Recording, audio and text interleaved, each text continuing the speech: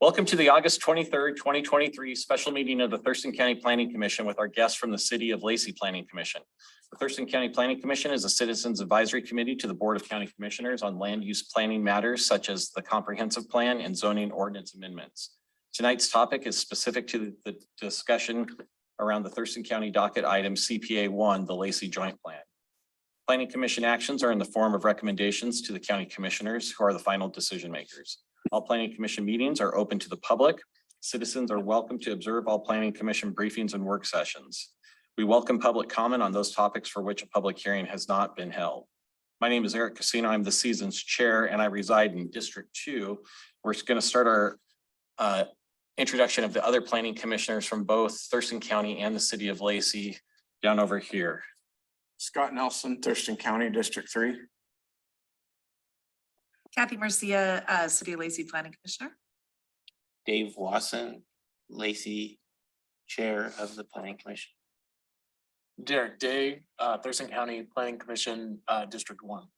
Jim Simmons, Thurston County Commissioner, District 3. Barry Halverson, Thurston County Planning Commissioner, District 2. Daphne Retzloff, Lacey Planning Commission, Urban Growth Area. Kirian McMichael, Lacey City Planning Commission. And then we're going to finish with the commissioners online. Commissioner Wheatley, can you hear us? Yeah, I can. Helen Wheatley, Thurston County Planning Commission, District 1. And Commissioner Pessinger?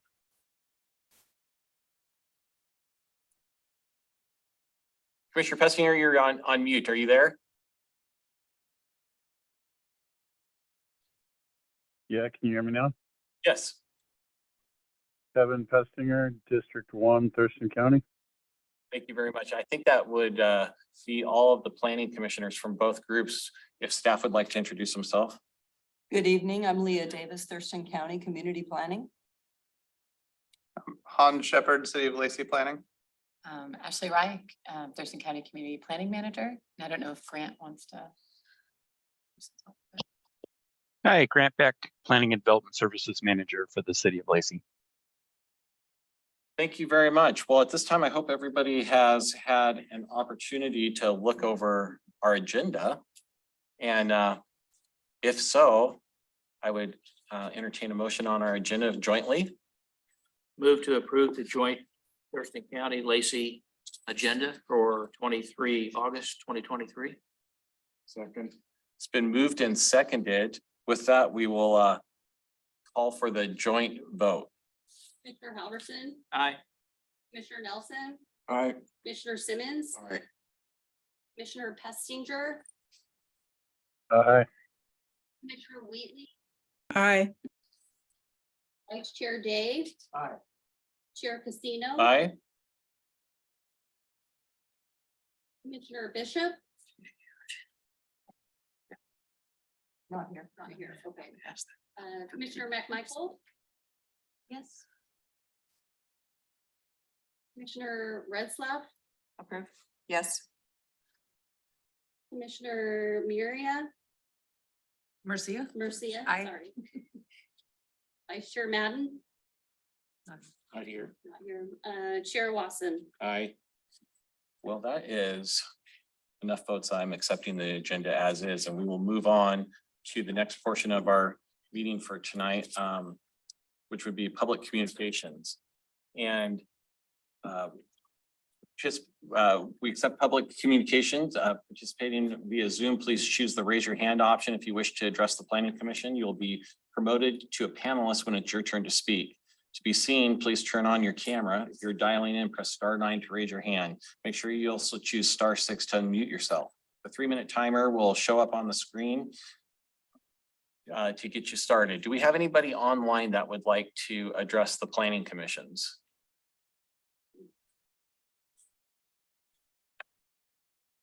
Is that Kim Lee? Kim Lee, you have 3 minutes as soon as you're promoted.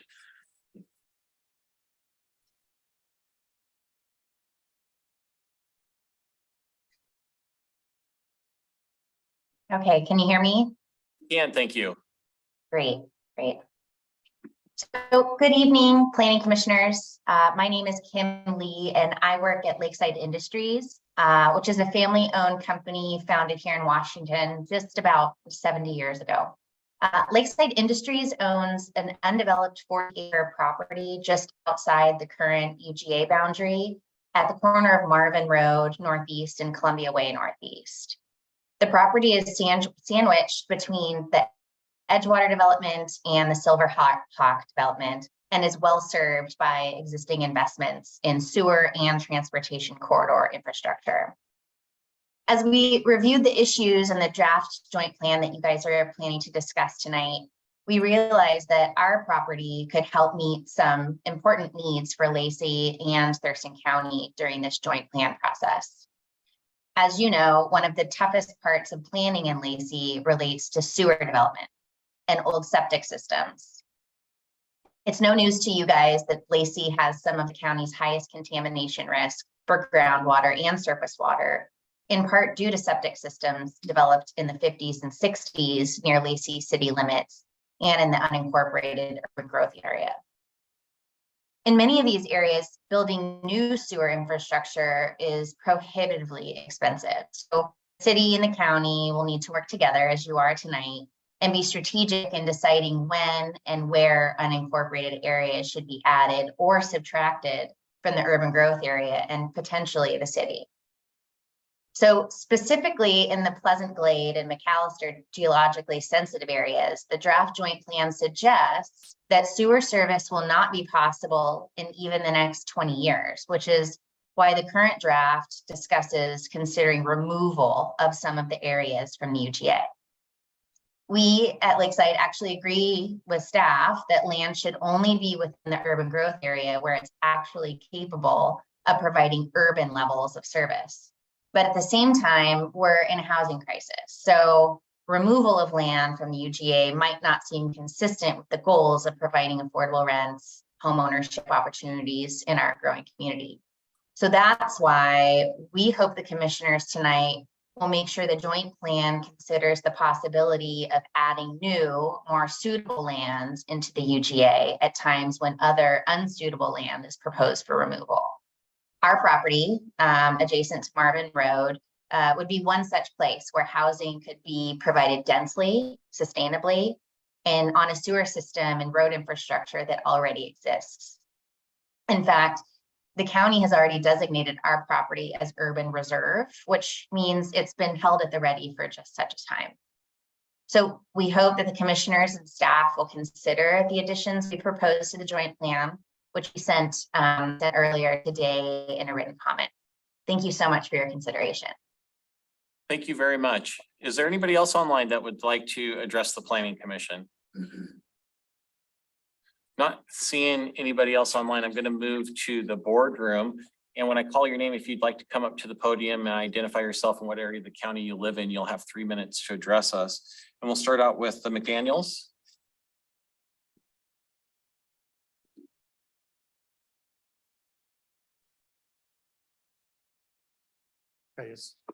Yeah, I'll pass them on.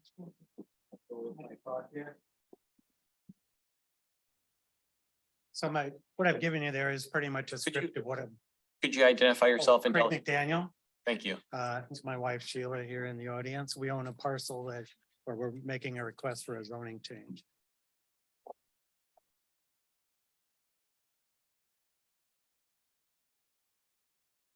So my wife and I co-own this property with our daughter's family.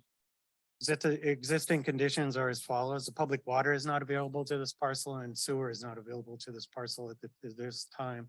It's about 1,400 feet away, and the density in this area, we have City of Lacey property to the north of us, 300 or 400 acres. And the housing isn't there to really support bringing it down that direction, at least in my opinion.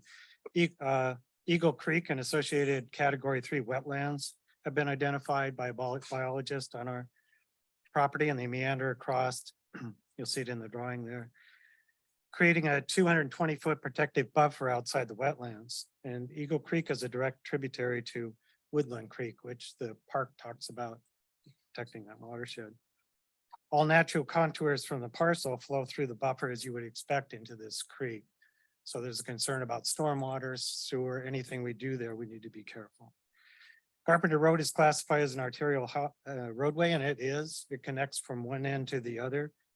It's a 2-lane road with narrow shoulders and a speed limit of 50 miles an hour, and they utilize all that 50 miles an hour through there. Very few pedestrians, very few bicycles, which you would like to have in a neighborhood. Current zoning for the 3.14 acres specifies a neighborhood of 18 to 36 houses. Developing such a neighborhood at this location would require a community well system, so we need to drill a well, tap the aquifer, constructing sanitary sewer for all those houses, so 18 to 36 on-site sanitary sewers, ponds and control structures, because you'd probably cover it with impervious, got to do something with the water, don't want it to increase into the stream, so. And the roadway access would have to be significant. Design standard of 10 cars per day per house, 180 to 360 trips, seems like a lot, but getting in and out of there for that amount of cars would be concerning. The downside of these improvements would be the increased risk to the environmentally sensitive area, aquifer management considerations, increased safety risk associated with the access, and the affordability of, overall cost of these improvements, as well as the street improvement. Reducing the density at this location serves goals consistent with the associated Greg J.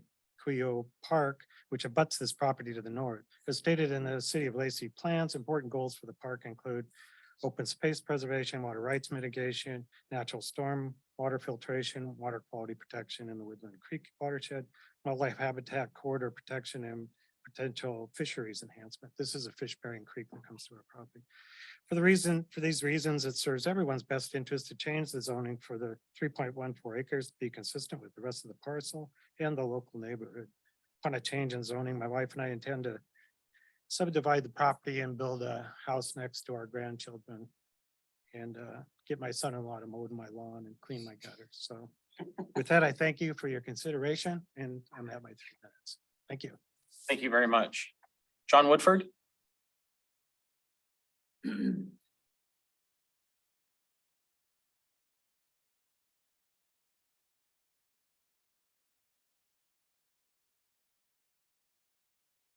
Good evening, commissioners and staff. My name is John Woodford.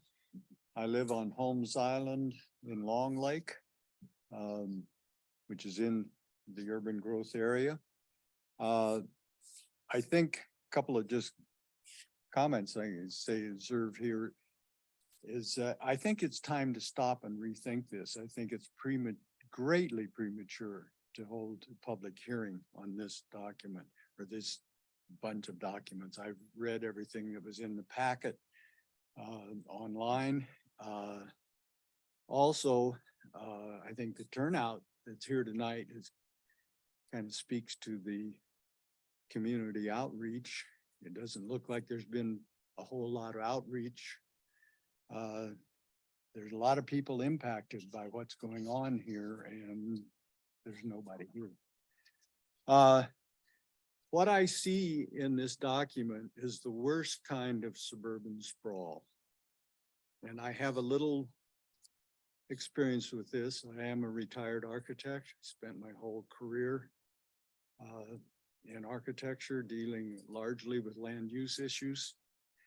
I want to just quote a couple of things that were from the document. Under goal number 1, said the UGA boundaries are to guide growth, prevent sprawl into rural areas, conserve land resources, etc. Policy A under that is use UGA boundaries as a focus for designation of urban densities to avoid sprawl into rural areas and to provide for logical services and utility planning. And then policy C, explore designating urban holding areas specifically with the Pleasant Glade and McAllister Springs geological sensitive areas. The first thing I want to say is that you should remove the entire McAllister aquifer from the UGA. You cut it off right at the rail line. and remove that. You're talking about not impacting rural areas. There's certainly a lot of rural area within that McAllister aquifer. In addition, that aquifer provides the majority of water for Lacey, Olympia, and Tumwater. You've already approved a manor house project, which is 620 units housing individual single-family houses south of Mullen Road, kind of a little off Marvin. I think most of you probably know the parcel, and I know some of the neighbors there that have 5-acre parcels that thought the project was squelched, but construction has started and site work is occurring right now. This is not the kind of development to put on top of that aquifer. There's a lot of other places you can go to find developable properties. And I'd say, first of all, is your urban center between I-5 on the north, Pacific Avenue on the south, College on the east, and the Chehalis Trail on the west. There's a half abandoned shopping mall, the South Sound Mall. The north half of that could be developed for very high density housing. Anyway, there's a lot more I'd like to say, but I think it's terribly premature to move forward with this. Thank you. Thank you, Mr. Woodford. Is there anybody else in the boardroom that'd like to address us, or did anybody pop in online that would like to address the Planning Commission? All right, well, not seeing any more people interested in addressing the Planning Commission, we'll move on to our next agenda item, which is our topic tonight, which is our first work session for CPA 1, the City of Lacey and Thurston County Joint Plan. And I think we're going to turn this over to Ms. Davis. Good evening, commissioners. Good to be back. Good to see everybody here, and welcome City of Lacey commissioners. Thanks for being here. Tonight, we're going to review the Lacey Joint Plan update, which is a total repeal and replacement of the last and current joint plan. Tonight, we want to talk about our intention of the joint work session, the purpose of the joint plan, the chapters, goals, and policies that are in the plan. We'll summarize those, and then we'll talk about the next steps. After I give some joint plan background, Hans from the City of Lacey will summarize the changes in the update and discuss the public outreach. I will present details about the proposed zoning changes, and we will answer questions, and if we feel ready, we'll set a public hearing. So the purpose of the joint plan is a 20-year vision of what will happen in the UGA as population increases. So it helps guide development, hopefully in a smart way. It also serves as a basis for future planning decisions by both the City of Lacey and Thurston County. And maybe most important, it provides the policy framework for development regulations in the urban growth area, which is Title 21 of the Thurston County Code. So the joint plan is a requirement under the Growth Management Act, and it helps fulfill the countywide planning policies. And I think importantly, it provides consistency and predictability for people who own land in the UGA. It aids in seamless transitions when areas, if and when areas are annexed. It aids in seamless transitions for the city as well as for landowners there. So the background is that Thurston County has been joint planning with the North County City since 1988. The first Lacey joint plan was adopted in 1995, but this is the first substantial update since 2003, which is why it is a full repeal and replacement of the current plan. Hans? Yeah, so I have to apologize right out of the gate because I committed the PowerPoint faux pas of putting a lot of little words on a tiny little screen. So apologies for that. But I did want to start with this slide, which really kind of kicks off our community outreach and engagement. And really what it reaches or tries to address is that community engagement is, doesn't really stop and start with a joint plan update. It is something that we continually pursue and seek to accomplish all the time. And that's true at the Lacey level and at the Thurston County level. And so that's really kind of gets at the difference between this plan specifically, but just the planning practice in general and everything that goes into it. So this plan is actually informed by 20+ different sub plans, if you will, and that range from things like transportation plans to sustainable Thurston to the Thurston climate mitigation plan. And all of those actually seek to inform the content that's contained within this one. And each one of those contains community engagement and outreach components to them. So each one of those plans is informed by community engagement. You go to the next one. And in a general sense, at any given time, including this meeting as a fantastic example of that, there are a whole host of ways that the community at large has the opportunity to participate in the joint planning process and just local government in general. And that ranges from advisory boards, which you are all familiar with, sharing testimony at public meetings, submitting comments, volunteering and participating in hosted events, participating in planning projects. So the ones that I previously referenced and this update are all examples of that. And then also participating in local elections or voting. And then specifically as part of this plan, I wanted to kind of give a rundown of everything that we've done to date. So this plan really, the community outreach and engagement element of this plan kicked off at the ending of 2022 and has rolled forward into 2023. And as part of efforts specifically attached to this update, we've launched 2 different project-specific websites. So one on Thurston County's website and one on the City of Lacey website. We have a story map that's out there and available that really does a fantastic job of kind of deconstructing the density that is this plan and kind of making it consumable and more user-friendly. And to date, I think I checked earlier today, we had 756 folks that have actually scrolled and read through that plan. So that's a number that we expect to continue to see growing. And then we've also had a countywide survey that kicked off at the beginning of this year.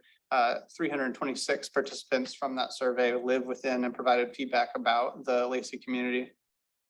And then we've done multiple multimedia, different awareness and outreach campaigns. I think we've had over 4,000 folks that we reached through those campaigns. So a lot of different participation through those different avenues.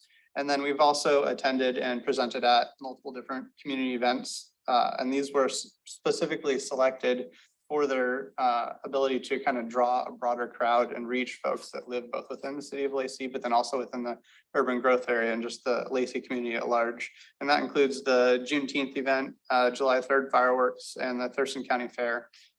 Each one of those drew broad crowds and really had strong participation. We see it actually over here on this slide. That's the Commission on Equity booth that we hosted at the Juneteenth event. And part of that booth was this plan and kind of discussing that with the community at large.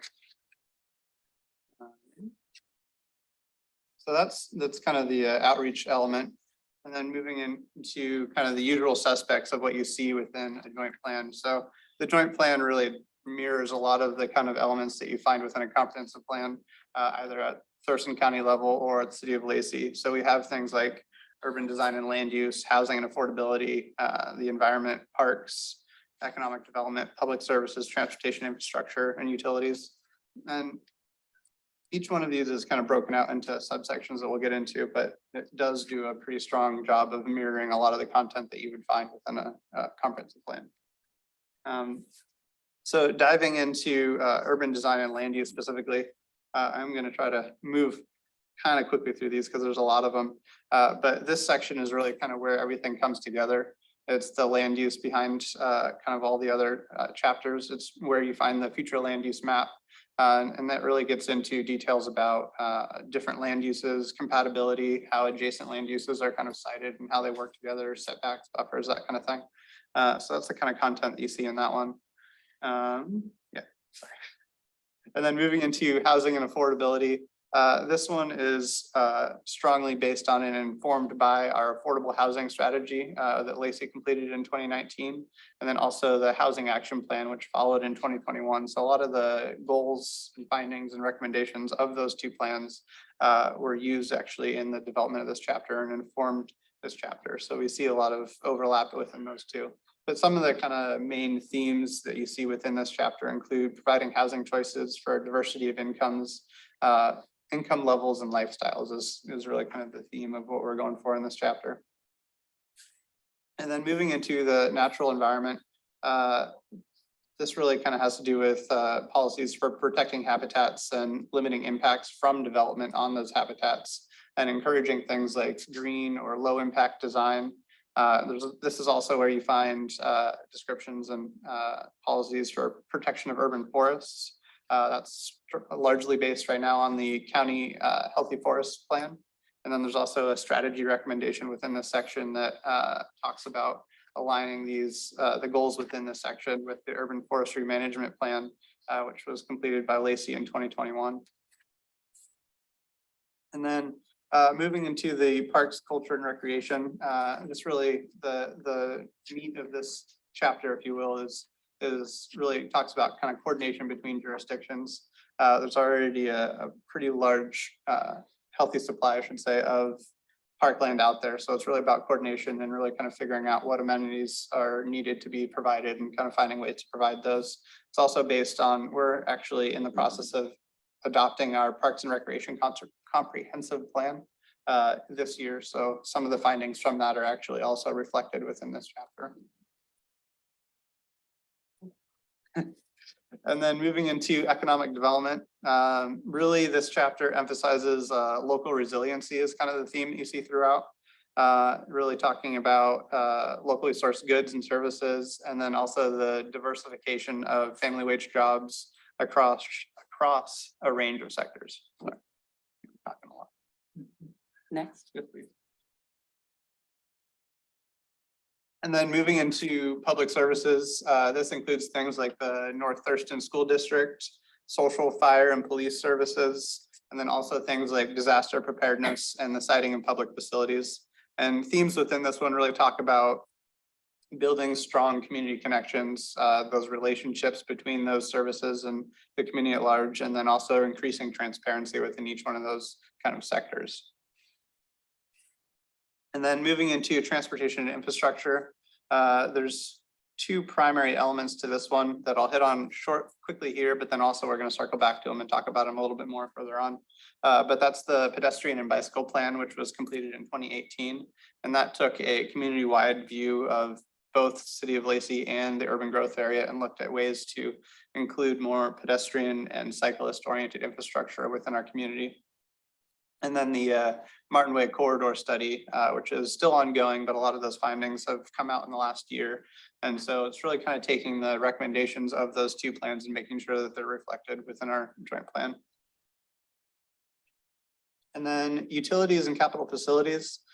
This has to do with drinking water, wastewater, and stormwater as kind of the big three. But then it also has a lot to do with coordination, both between the county and the city, but then also with private utility providers. So PSC is a prime example of that. And then, so that's kind of the big chapters that are within this plan. And then kind of getting into more the things that are changing. So at a high level, this is a pretty big update. So one of the big changes here that we see is just bringing this plan that hasn't been updated in 20 some years in line with the Thurston County and City of Lacey comp plans. So there's a lot of findings and work that's come out of those plans. So it's just updating this to really kind of reflect that content, and then also updating things like population projections, usability, formatting, things like that. Those are all kind of in a general upkeep kind of sense, what you see as far as changes within this plan. But then getting into some of the kind of more kind of standalone elements that are changing, or in this place, just really more so incorporating the Martin Way corridor study, as I referenced earlier, is ongoing, and it actually, depending on where you are in Martin Way, you're either in Lacey, Thurston County, or Olympia, or if you're traveling down it, you actually travel in and out of Lacey and Thurston County a couple times. So it's really an integral document that really kind of impacts everybody within this community. So it's taking the findings and recommendations of that Martin Way corridor study and really making sure that they're reflected within our update. Yep. And then expanded sewer requirements. So we hit on this a little bit, but there was once upon a time, there was a regional septic summit, which is never something I thought I would say. But one of the primary findings of that summit was that the Lacey urban growth area actually has the highest contamination risk within all of Thurston County. And you can kind of see it on this map here. Apologize for how small that is, but the orange and red areas are really kind of the highest risk zones for septic contamination to our drinking water.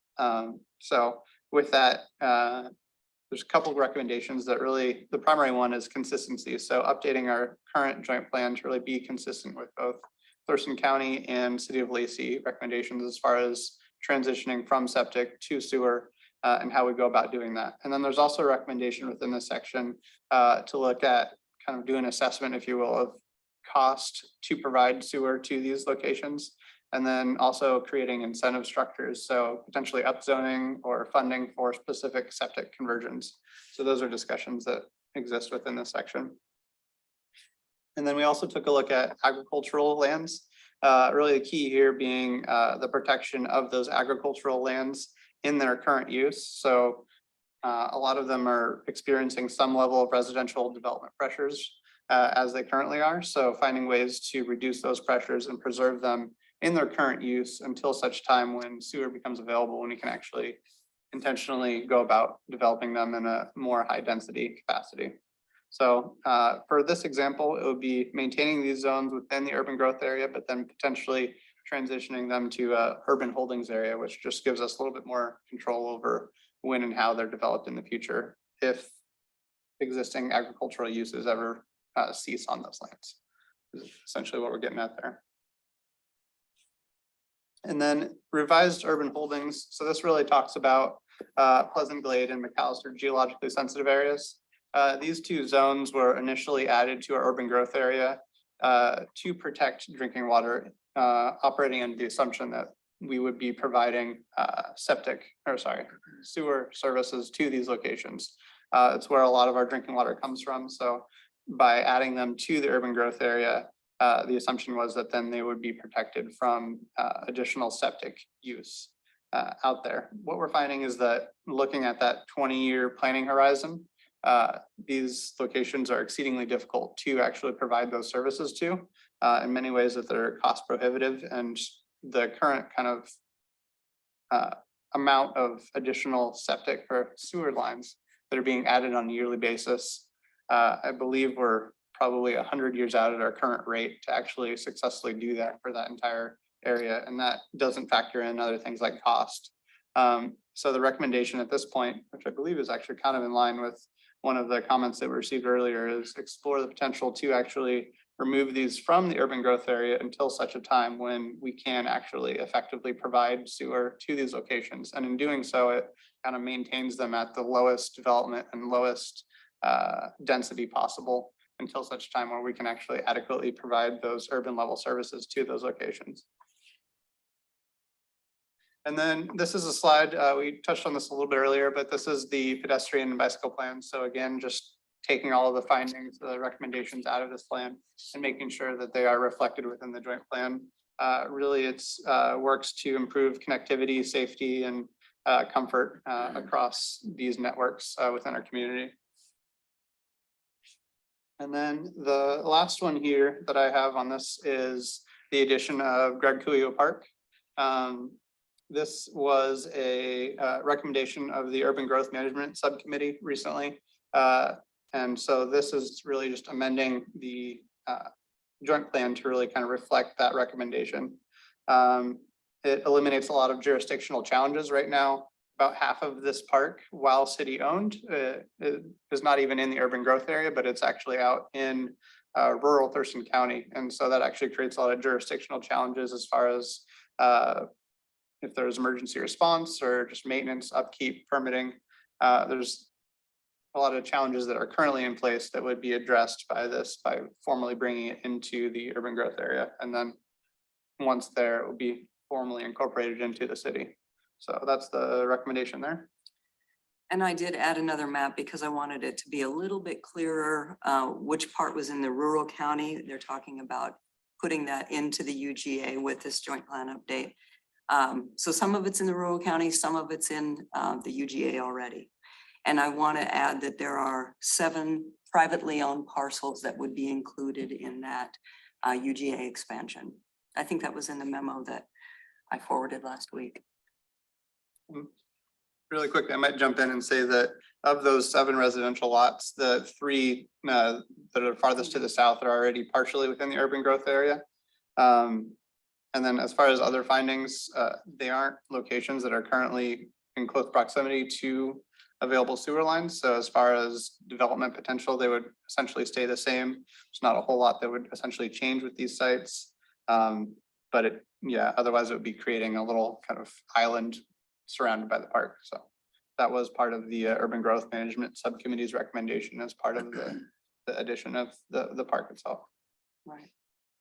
Yeah. Anything else? I think that's, no, that was a lot, but. Okay, Yeah. so now I'd like to move on to 3 site-specific land use and zoning amendments. The first one is at 9520 Stellicum Road. The property owner applied for a rezone on 15 acres. It is currently zoned mineral extraction, and the owner wants to go to low-density residential. It is a reclaimed gravel mine. It has been reclaimed through the DNR reclamation process. And if it gets rezoned to low density, it will be amongst all low density surrounding it. So that's the first. The next one is at 9041 Pacific Avenue. The property owner applied to have almost 7 acres changed from neighborhood commercial, which allows for small scale commercial uses that would serve the nearby neighborhood, such as grocery, gym, veterinarian, maybe barbershop, beauty shop, coffee shop, those kinds of things. The request is to go to moderate density residential, and that is density on that is 6 to 12 units per acre. And any residential use that meets that density requirement could be built there, which would be maybe single family units, apartments, condos, cottages, anything like that that meets the density requirements. And that's where that is, and it's way out there on Pacific Highway. Right across the road is agriculture. Across the road to the northeast and the northwest is low density residential, and those are built out subdivisions. Immediately to the south is a fairly new moderate density subdivision. And then to the east, that pink area is still neighborhood commercial.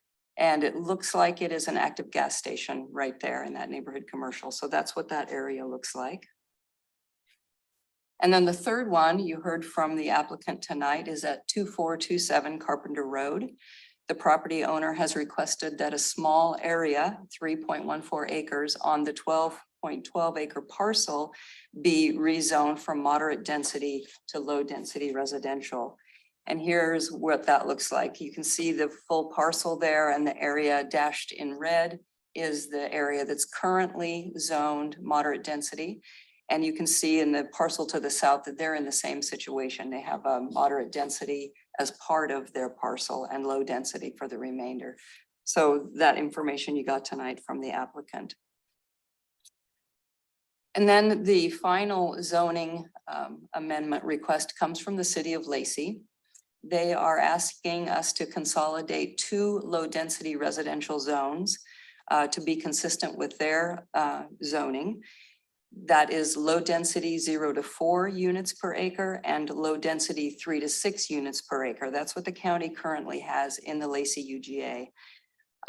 And Lacey is asking us to consolidate that into one zoning designation of low density 0 to 6.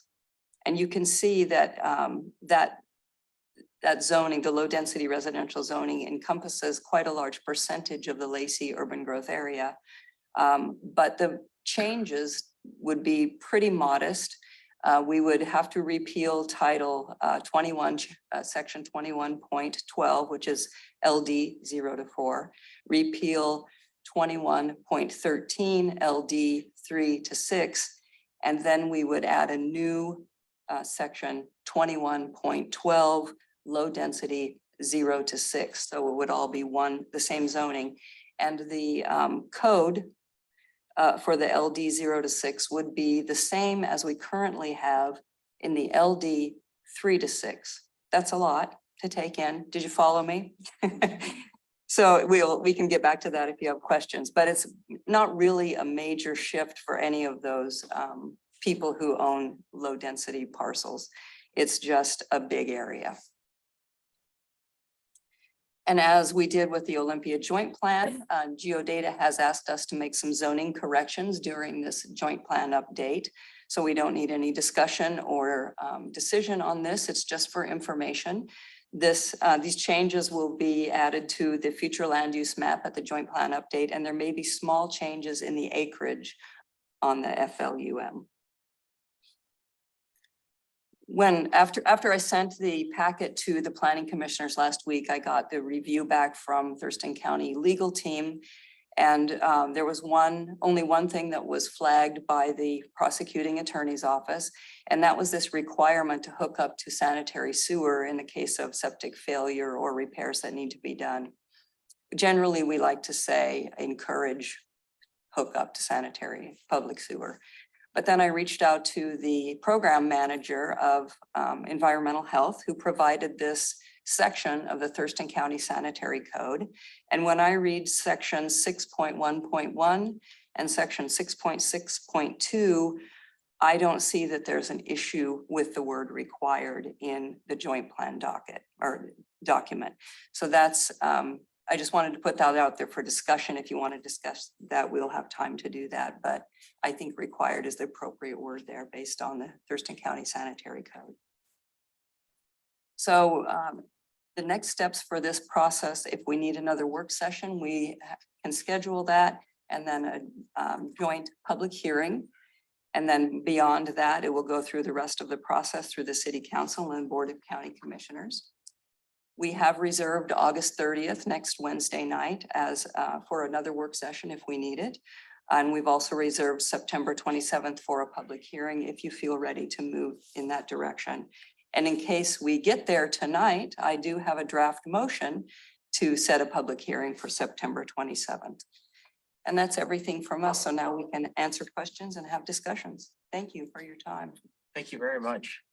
Let's open this up for discussion from Planning Commission members that might have questions of staff. Does anybody, you want to start off, Commissioner Halverson? Do you have a map of the Callister Creek area that you're considering removal from the UGA? I don't actually have one in front of me.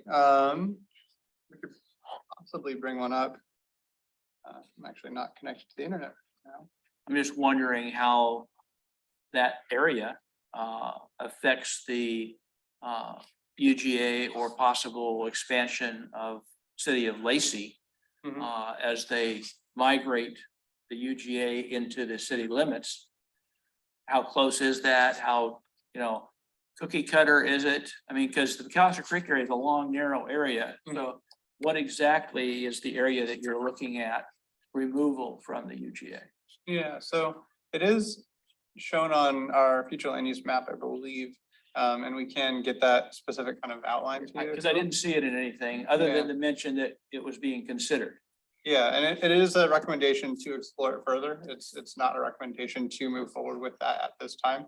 And really where that comes down is that there are a lot of critical areas that are out there, which, and it is as a result, very low density. Just because there are so many boundaries and buffers that folks can't develop in. So one of the results of that is also that it's also very exceedingly difficult to provide utilities to those locations because you're also having to navigate all of those critical area buffers. So I mean, what I would like to see is the map of the area with the UGA and this specific area that you're looking at removal from the UGA identified on the map. Because I haven't seen that, Chair, I haven't. Yeah, if you guys could provide, that'd be great. I want to get to Commissioner Day, and I think Commissioner Wheatley is going to have some input on this I have specific one topic. more question. On this urban reserve area. Well, on the plan altogether. You wanted to do urban reserve though, right? This Yeah. McAllister Park, Yeah, and I then had we'll a come back to question, you. Same issue. So my question is essentially, why are we just considering it? Why aren't we doing it? Right. Yeah, so I guess we wanted to create the opportunity to actually thoroughly investigate it, research it, and come back with findings, include the community is kind of more of a targeted process to really get feedback on that approach before we go ahead and do that. So that's kind of at least the reasoning of the moment, but Commissioner Wheatley, did you have a question on this urban reserve McAllister? Yeah, I did. Thank you. Yeah, I was wondering, I guess I need a little more explanation of the difference between creating an urban reserve and, as Commissioner Day just said, removing it. And then I'm wondering, what's your assessment of what would be, if creating an urban reserve keeps it within the UGA? I guess I'm a little unclear about that, but if it does, what do you regard as ultimately more protective, taking into account Mr. Woodford's comments this evening? Just taking it right out, which would certainly be consistent with the Growth Management Act, or keeping it in as this urban reserve. I mean, do you have some thoughts about which would actually be more protective? And then I guess I have a thought, and this also came up in a comment this evening. If you take it out, that provides you an opportunity. It is now possible, under the GMA rules have been modified a bit so that it's possible to take that out and then add somewhere else. And it seems to make sense to think about that in terms of the urban corridor development. I'm not too clear on how much of, you were talking a bit about how the Martin Way corridor kind of goes in and out of Lacey, and might it not make sense to take the McAllister Springs part out and then use that to put in parts of the urban corridor, which are, under the Growth Management Act, those are the areas you want to emphasize for urban development anyway. So that's a long question, but there are questions in there. so I'll begin to answer those, and please, add those questions back in if I miss some of them. So the first distinction, the urban reserve is actually a designation that exists within Thurston County. So it would be potentially, the recommendation is to look at those McAllister Springs and geologically sensitive areas and potentially removing them from the urban growth area where they currently are located today. So it is removing them from the urban growth area and placing them in what's urban reserve, which is a Thurston County land use designation. So that was the initial recommendation, is to look at what that would actually entail and the process associated with it. And then a large part of, and I'm trying to circle back around to the other components of your question there, so please guide me if I'm off base, but a large part of the boundaries of our urban growth area is established based on population projections. So we need to be able to accommodate X number of people over the next 20-year planning horizon.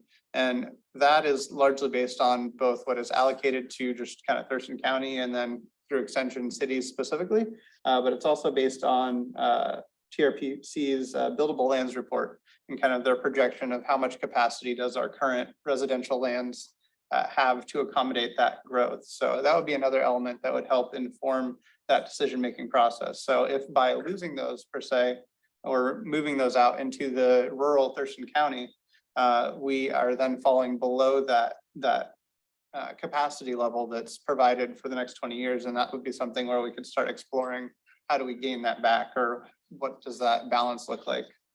So that's kind of getting also back to your question about kind of why we didn't immediately include it within this plan, because there is a larger process to really kind of make sure that we do it right and that we get that balance right. And that we're still being true to our capacity projections for the next 20 years. I've pulled up a map here on geodata of the McAllister Springs geologically sensitive area. That's that big teal area. It's not all in the Lacey UGA, so I'm going to turn on the UGA layer. So some of that little yellow area is the Lacey UGA, and out here, most of it's in the rural county. So that just gives you an idea. It's a big area. And it is protected fairly well protected under the GMSA zoning designation. Is So we're that talking helpful? about just that piece up there in the upper left corner of that McAllister Springs area?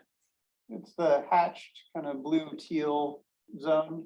Well, there's a lot of hatch blue teal. Yeah, there. so it's bounded by Yelm Highway to the And south. 510, yeah. That's what I'm saying. You had another map that showed. Yeah, the- this is the That area right there, UGA yeah. and the rural county. Okay, so that's so- the area you're talking about Yes. removing from the UGA, possibly. Potentially, removing. that would Yeah. be a recommendation is to look at Yeah.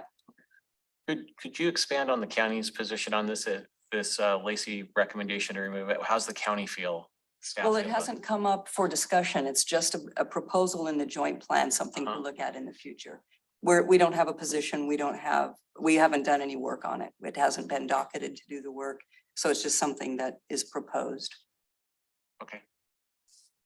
Does anybody have any other questions on this particular end of it? And if not, I'm going to move back to Commissioner Halverson on his questions on. Yeah, I'm curious how many, if we were to recommend removing that area, how many acres and how many building units would we be taking out of the UGA?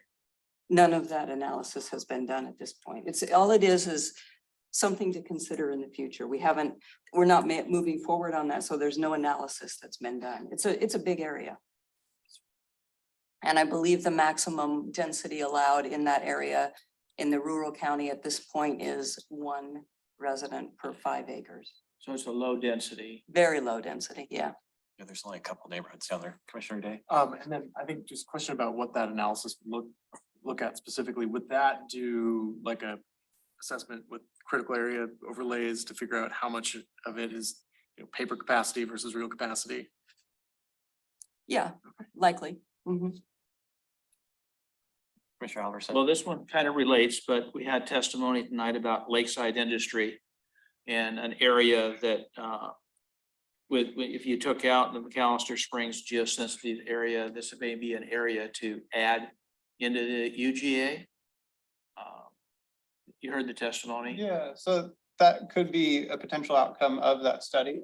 But again, it's figuring out what our current capacity is and then what it would be after potentially removing those areas of land. Even though we'd be potentially removing them, they would still, the end goal at the end of the day is eventually to add them back in and provide sewer But services it's to more them. than 20 years out. Right, but based on kind of current development practices and kind of how fast things are moving, that doesn't seem like it's going to be within the next 20-year planning horizon.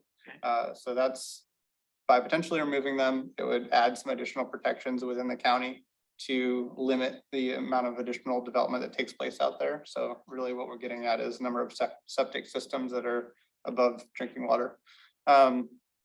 Yeah, and then part of that analysis will be looking at, do we fall below that capacity threshold where we would need to look at how we would kind of recapture that. And where does this lakeside industry property fall in on the geodata map as far as the location? Did she described it, but I know, I didn't have a Point map it out on and it. Bring that map up. So Let's it's see. on the northern side of the community. Of McAllister Springs. No, so it's, Marvin Road, did she say? yeah, it's on. It was out by Silverhawk, wasn't it? It was Yeah, almost to Tolney. Northeast. Yeah. That, yeah, it's this one right here. oh, right. I think there was something in your packet with a map attached. So let me share my screen here. It's stuff to do. Come on. Oh, you were there. I was there. Yeah. I see you just click on that. Yeah, I got it. No, I thought I did. Let's expand that. Yes, okay, share screen.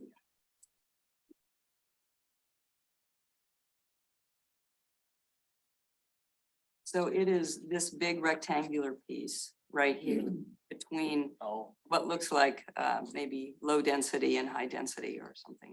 I could turn on the zoning map. okay. You see that That's- big rectangle? Yeah, that's a long ways away from Callister Screen. Yeah, yeah, it's a long way. Yeah, so And it it's, is, it's not under consideration right now Okay. for UGA expansion. Do you want any zoning or UGA boundaries on this map? Or are we good?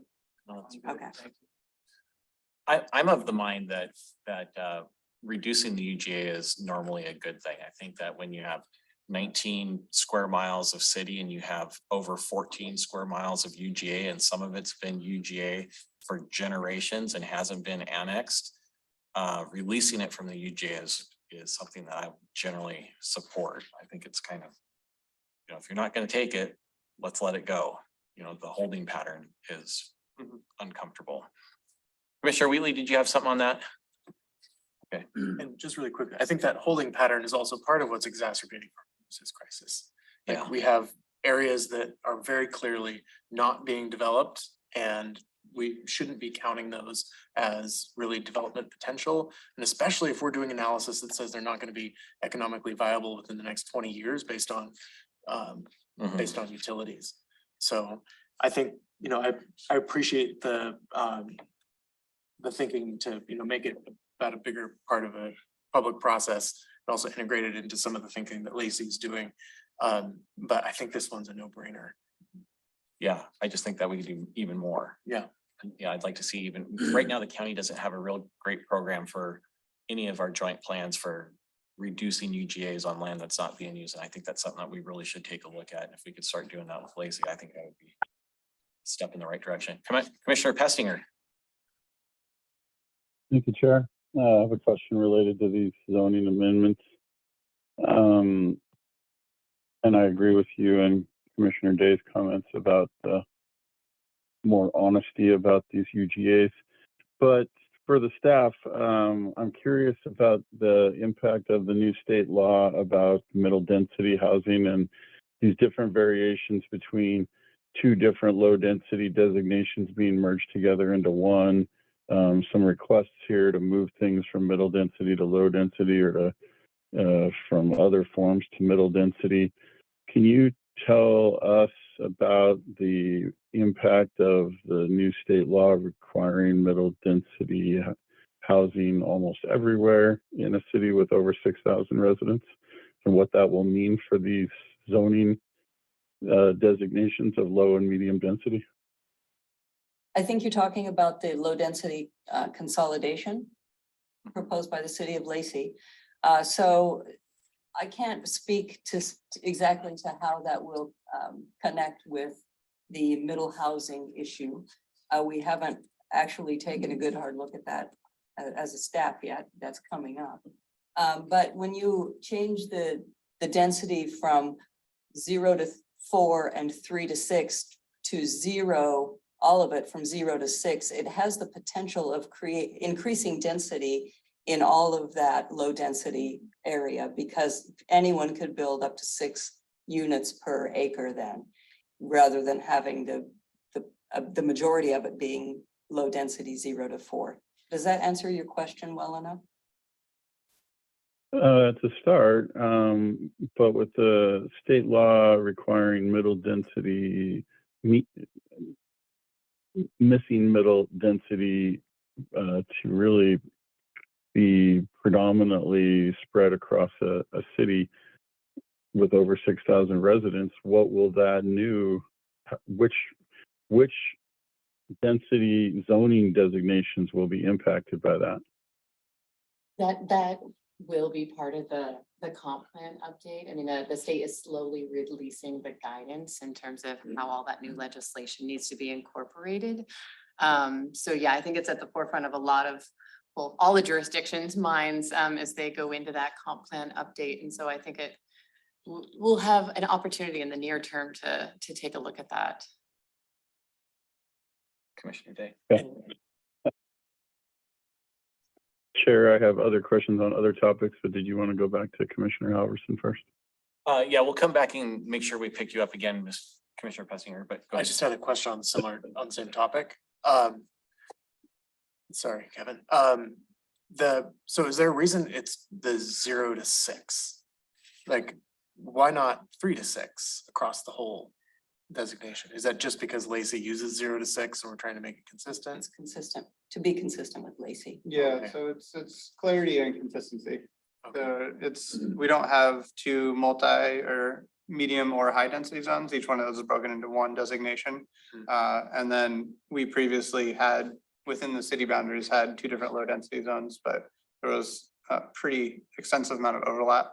And what we were seeing happening in each one of those zones didn't vary a whole lot. So for consistency and clarity, those were combined, but then also to help with that density element. So by potentially shrinking our urban growth area size and then also at the same time increasing some of that density potential, it just kind of creates some of that Okay. And I think the opportunity. question is about that 0 to 3 difference. Like, why would you have a floor at 0? Yeah, that kind of gets at, I don't know, potentially forcing folks to build homes on their property. But yeah, it's, I mean, they We have to start with subplat the- it and then don't build on it if they Yeah. want to. You want to see a higher minimum? I think a higher minimum makes a lot of sense, especially like when you start, I mean, reading through the beginning of the joint plan, it was great, by the way. It was really, it was fun to read. So I'm a planner, but don't take me as the baseline. You can just leave it at that. and- Right, so We'll start. Yeah, so it does talk about needing to develop at those kind of the higher end of the available zoning to meet some of the both density and accommodation goals. So having a floor at 0 feels like it doesn't comport with that goal, or at least that vision, I think is probably not, it's not necessarily goal. Mhm. Thank you. Commissioner Halverson, we want to go back to you on to the next topic. Yeah, I was just gonna add to that, that it would make sense if we're looking at a higher density of buildings and construction for housing, particularly inside even the city limits, that you wouldn't want a 0 to 6. You would want 2 or 3 or 4 to 6 per acre. So I don't know if that's something that you need to do within your own code changes. If we want to be consistent with your goals and policies that are stated in the joint plan. That would make more sense than 0 to 6. Do you guys have much low density within city limits? we do. Do you? So the other question I had was along the same lines. Do we have a map that shows these 3,000 and some acres of changes in the Yeah, low there was, density? it was included with the packet. I believe I included the consolidation, low density consolidation map. Yeah, the 0 to 4 and 3 to 6. I guess I could look. Story. Did I- has that? Yeah, we have it in the story map. I don't know if you've had an opportunity Yeah, to look I at didn't it. see that. But there is kind of a map that shows the two different low density designations and then what that transition will look like. So they're large swaths of the area, the UGA. Yeah, I believe the majority of the urban growth area is made up of low density. Yeah, the number was. 0 to 4. I don't know what the breakdown is, but generally speaking, it is primarily low density, either in one of those two categories, and this would just create one designation for it. Okay. I'm bringing that up if you want to. Okay, yeah, I guess my concern is if it's in the UGA and it's not in the city limits. And Derek, and we do go to a 3 to 6. It's 5,200 acres. Yeah, well, then that just encourages more development on septic systems versus sewer systems in the UGA. And that's what we're trying to avoid, I thought. I mean, really, if you take a look at your policies and your goals. So increasing from low density to moderate density would increase the number of septic systems in the UGA outside the city limits versus the other way around. And I was just saying, it could also change the economics though and make it more viable to move it. So I was thinking, I was recalling in the proposed plan within, if a new construction was to be within 200 feet, I believe, of a sewer line, that it would be mandatory for them to connect. So would that be an issue if there actually was a sewer lines there? Or is it more of an issue of low density if sewer hasn't been laid already? Yeah, but you're not, most of that area, you're not gonna be within 200 feet of a sewer line. In fact is, they can't even get sewer out to most of the city limits on the outskirts of the city limits. What is the moderate density residential zoning? How many homes what do you call moderate density? 6 to 12. 6 to 12? That would increase a lot of. Was that the last you had? Yeah. I'm gonna go back to Commissioner Pestinger. Commissioner Pestinger? You sure about that? I want to change the topic. That's good. That's good. That's time for it. You got it. Yeah. Okay, although I do agree with Commissioner Halverson, I think that's a very good point, worth consideration. I want to go back to the topic of the agricultural protection, slide 22. It says in the third bullet, to protect these areas from increasing development pressures, consider redesignating these zoning districts to urban holding areas. So is this something that's part of this joint plan, that we are going to redesignate these, or you want us as planning commissioners to consider this? So as far as what is recommended within the joint plan as it's currently written is to look at these zones and conduct a study on what that would look like as far as potentially removing them from the urban growth area. It does not recommend it as part of this joint plan itself. The recommendation is to study it and find out if that is consistent with the joint plan and also our future growth projections. And what's best for the community in that sense. So it would be its own standalone project. Okay, thank you. I have a How much of couple that other questions. agricultural land? I'm sorry, Commissioner Pestinger, how much of that No, go ahead. agricultural land was in the urban reserve area? If you had 219 acres altogether, and it looked like it was, well, your slide showed Christmas tree farms, but it didn't show that, and this looks like the sod farms are outside of the UGA anyways. So what agricultural activities are happening in the UGA? It's just some Christmas tree farms? Yeah, so there's a Christmas tree farm. I think there's a blueberry farm. I'm blanking on what else is out there. I think some of them are just kind of hobby farms, but there is some kind of produce activity going on out there as well. But is most of that in that urban reserve area down on the south end, or is it spread throughout the rest of the UGA, or maybe even going up north? Majority of it is within the urban growth area, but not included in the Urban reserve? urban reserve that we're currently talking about. Most of it is in the area that wouldn't be a part of that. Commissioner Pessinger, I'm sorry for cutting you off. Go ahead. No problem. Thank you, Chair. Looking to slide 13 on the natural environment, mostly talking about protecting things, including our urban forests. And I'm a resident of Lacey for 10 years and have always been amused by the title Tree City USA because I've witnessed a large amount of trees being cut down for development in a really seemingly haphazard fashion, i.e. mostly clear cutting.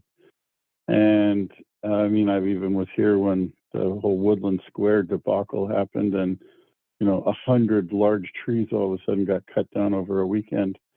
And they have very little penalties and very little, there's next to no cost to a developer for, oops, I accidentally cut down all those old growth trees. And I would really strongly encourage Lacey to put together stronger protections for the natural environment in the plan. Moving to my area of most concern, slide 12, housing affordability. I went and looked through the Lacey Affordable Housing Plan. I went and looked through the Lacey Strategic Housing Plan, the latest versions I could find on the Lacey website. And they were pretty detailed, but not very informative on the topic of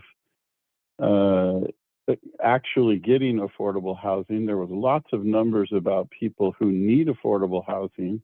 There was lots of numbers of breakdowns by racial groups and income levels. There was lots of numbers about growth in the population, but nowhere, anywhere in any of those did I see actual specific housing stock numbers like Lacey has X percentage of housing that's in this affordability bracket. And nor do we have nor could I find any current data on that, nor could I find any projection data of what Lacey plans to build in each of those areas. Is that something that's anywhere available?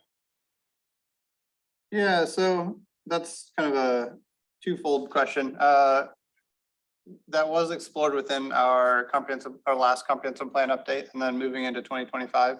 That is something that we're going to be looking at again as part of that update. And then also the two strategies that you did reference, they did explore those topics and factored that into the findings and recommendations that were included within those plans. So there are a range of strategies that are recommended in there that do seek to address affordable housing for a range of different income levels and brackets. So yes, and more, I guess. Sorry, one more time. I guess I would comment that upon my review of these, I feel like they're fairly inadequate. I feel like some of these were last updated 2019, 2021.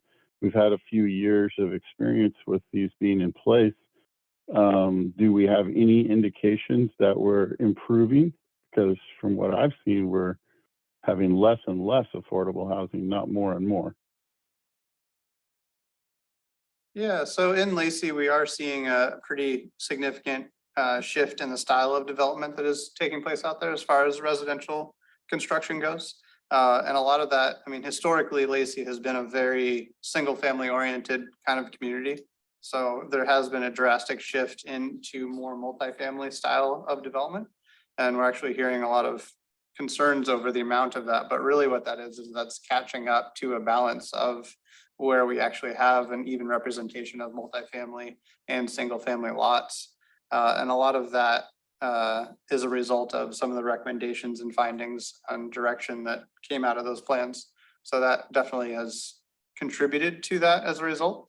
I wouldn't go so far as to say that that's the only reason that that's taking place, but these plans have definitely informed and helped guide in the outcomes that we're seeing today. I mean, it's not a, 1 year turnaround kind of timeline here that we're looking at. So it does take time to realize a lot of these planning goals.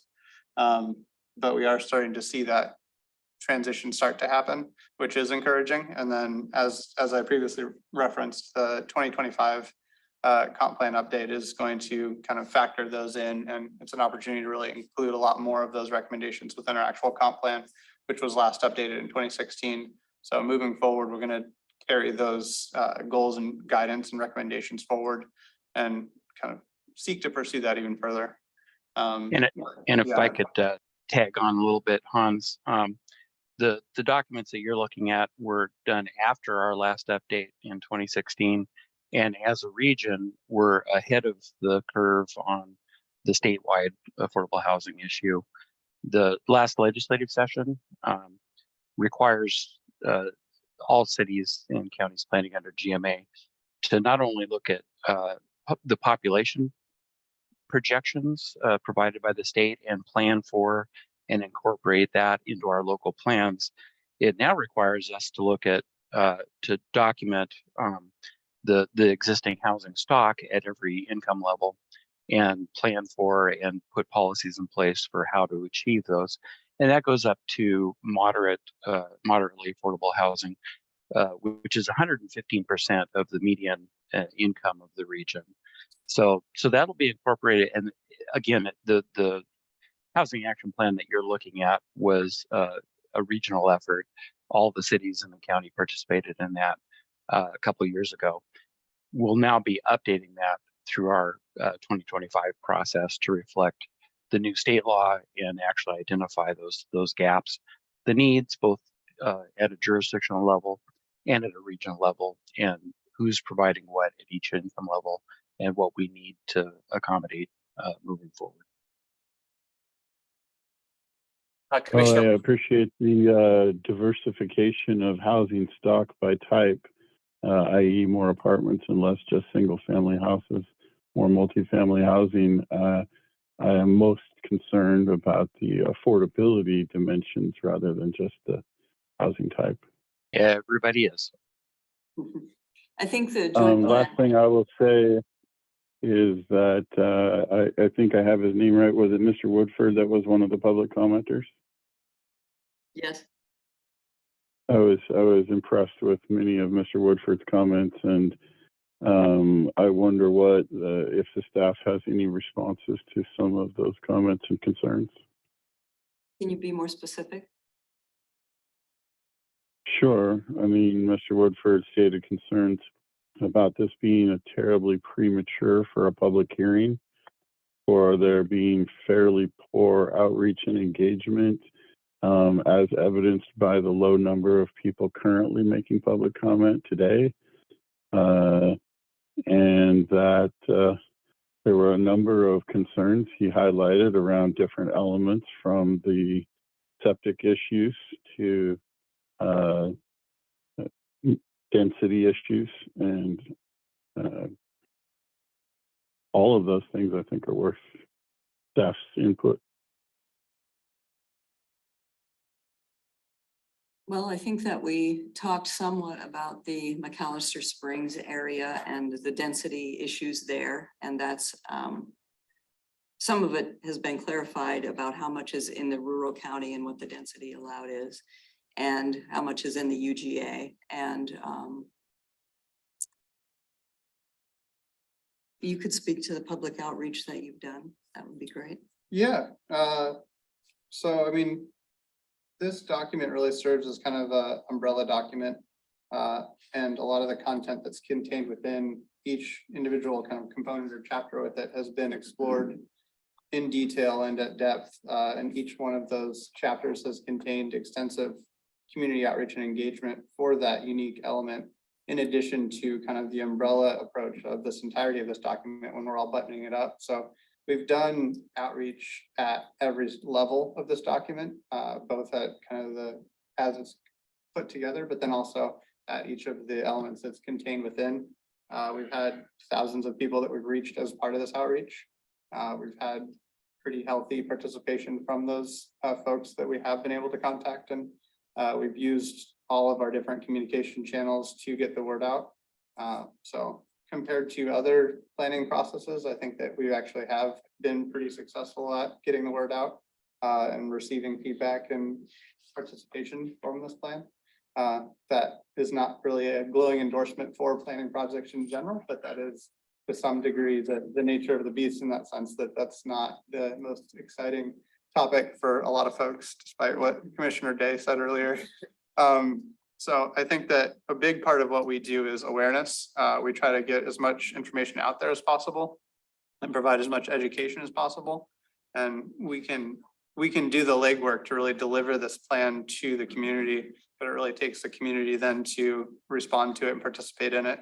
And I think that we've done that both in person and online and through all the communication formats that we have. Can I ask for clarification though? Are you talking about the outreach that you've done when you reference all of these other documents? At the No, so beginning? this is just the outreach that we've done specifically for this plan. For So- the joint planning? Yeah, so at a high level, we've done a very healthy amount and actually reached a lot of folks for this plan update specifically. And that's within the last year for this update. In addition to that, all of the elements that are contained within this update have also received community participation and feedback and guidance when they were adopted, when they were provided as recommendations or goals. So not only as part of this update specifically kind of in isolation, but then in the broader scope, everything that's contained within it is really pulled from another plan or document that also received strong community participation as part of it. So. Commissioner Wheatley, did you want to address something? Oh, well, various things. I mean, I started waving my hand at a particular point because I don't want it to be assumed that multifamily equals more affordable. I think if you start really digging into that and you start looking at the kind of developments that are going in Lacey, you can't assume that that's where the affordable housing is. And so I hope that going forward, certainly as you're working on the comp plan update, that maybe you try to, I don't know, tap the Department of Commerce or something to try to develop a somewhat more nuanced approach to thinking about what affordability means and for what kinds of populations, because the new stuff going in isn't necessarily more affordable than, you know, older stock. And that also touches on something about the outreach. And again, this is probably projecting forward more than dealing with this particular joint plan, but the Martin Way corridor, you know, being so much of a focus for where the density is going to go, it also is the place where, if you look at the Washington Health Equity mapping, that is one of the areas in the whole county that experiences the most inequity in health impacts. And I think that might provide a way of thinking about the outreach that you want to do, not just about housing, but also about transportation and about recreation. It is possible with modern census data to target your populations that you want to reach out to in a more nuanced way, I think, than what you've been talking about. And I think it would be really important to be sure that you're looking at that I think it's called the health disparities map, and look at the data that it provides about what the sources of disparities are, and then really try to do outreach about that, because the Martin Way corridor development is so important to the overall plan. So that's kind of just I'd like to address that if I could, Commissioner. Yeah, sure. I sat on the Martin Way Corridor Study Steering Committee for 3 years. I believe Hans was on that committee, or was it Ryan? That's right. So Ryan from City of Lacey was on that committee, and the outreach for that was extensive to the people who live there, the people who work there, and the people who own businesses there. And we did a ton of outreach and got a lot of feedback on that study. And so the results of that study are finalized. They're on the TRPC website if you want to look at it. There is a report, and we have incorporated those things, including much more dense housing and affordable housing. And frankly, single family residential is what's driving up the cost of housing. And so multifamily residential is one of the most effective ways to bring down housing costs. And there's a lot of that projected for the Martin Way corridor and other parts of the city. It's not really appropriate to have very high density out in the UGA where there is no sewer yet. So that's all being concentrated in the city.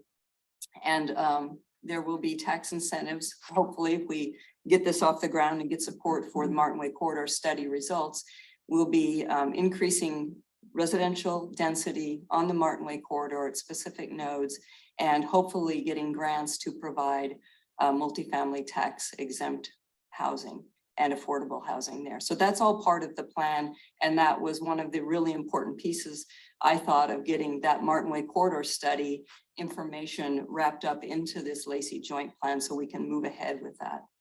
Yeah, and I hope that includes displacement then as a consideration. Yes, oh, definitely. That was a big part of that. Yeah, that's great. I had sort of going back, sorry, I was kind of trying to, it's hard to sort of jump in from Zoom land, but I had a couple of just clarifying questions. One of them was about that zero density and to what use that might be put, because Commissioner Day was, brought up the point about having a forest plan. And I'm wondering, I mean, does Lacey use zero density as a way of protecting particular areas that the city really doesn't want to see development on? And would that be something that, would having a forest plan be an example of how that might be used? Because we sort of, I don't want to dismiss this zero density if it has a usefulness to it. Just going back to that earlier discussion about why have something like 0 to 3 density at all. So that's one question I have.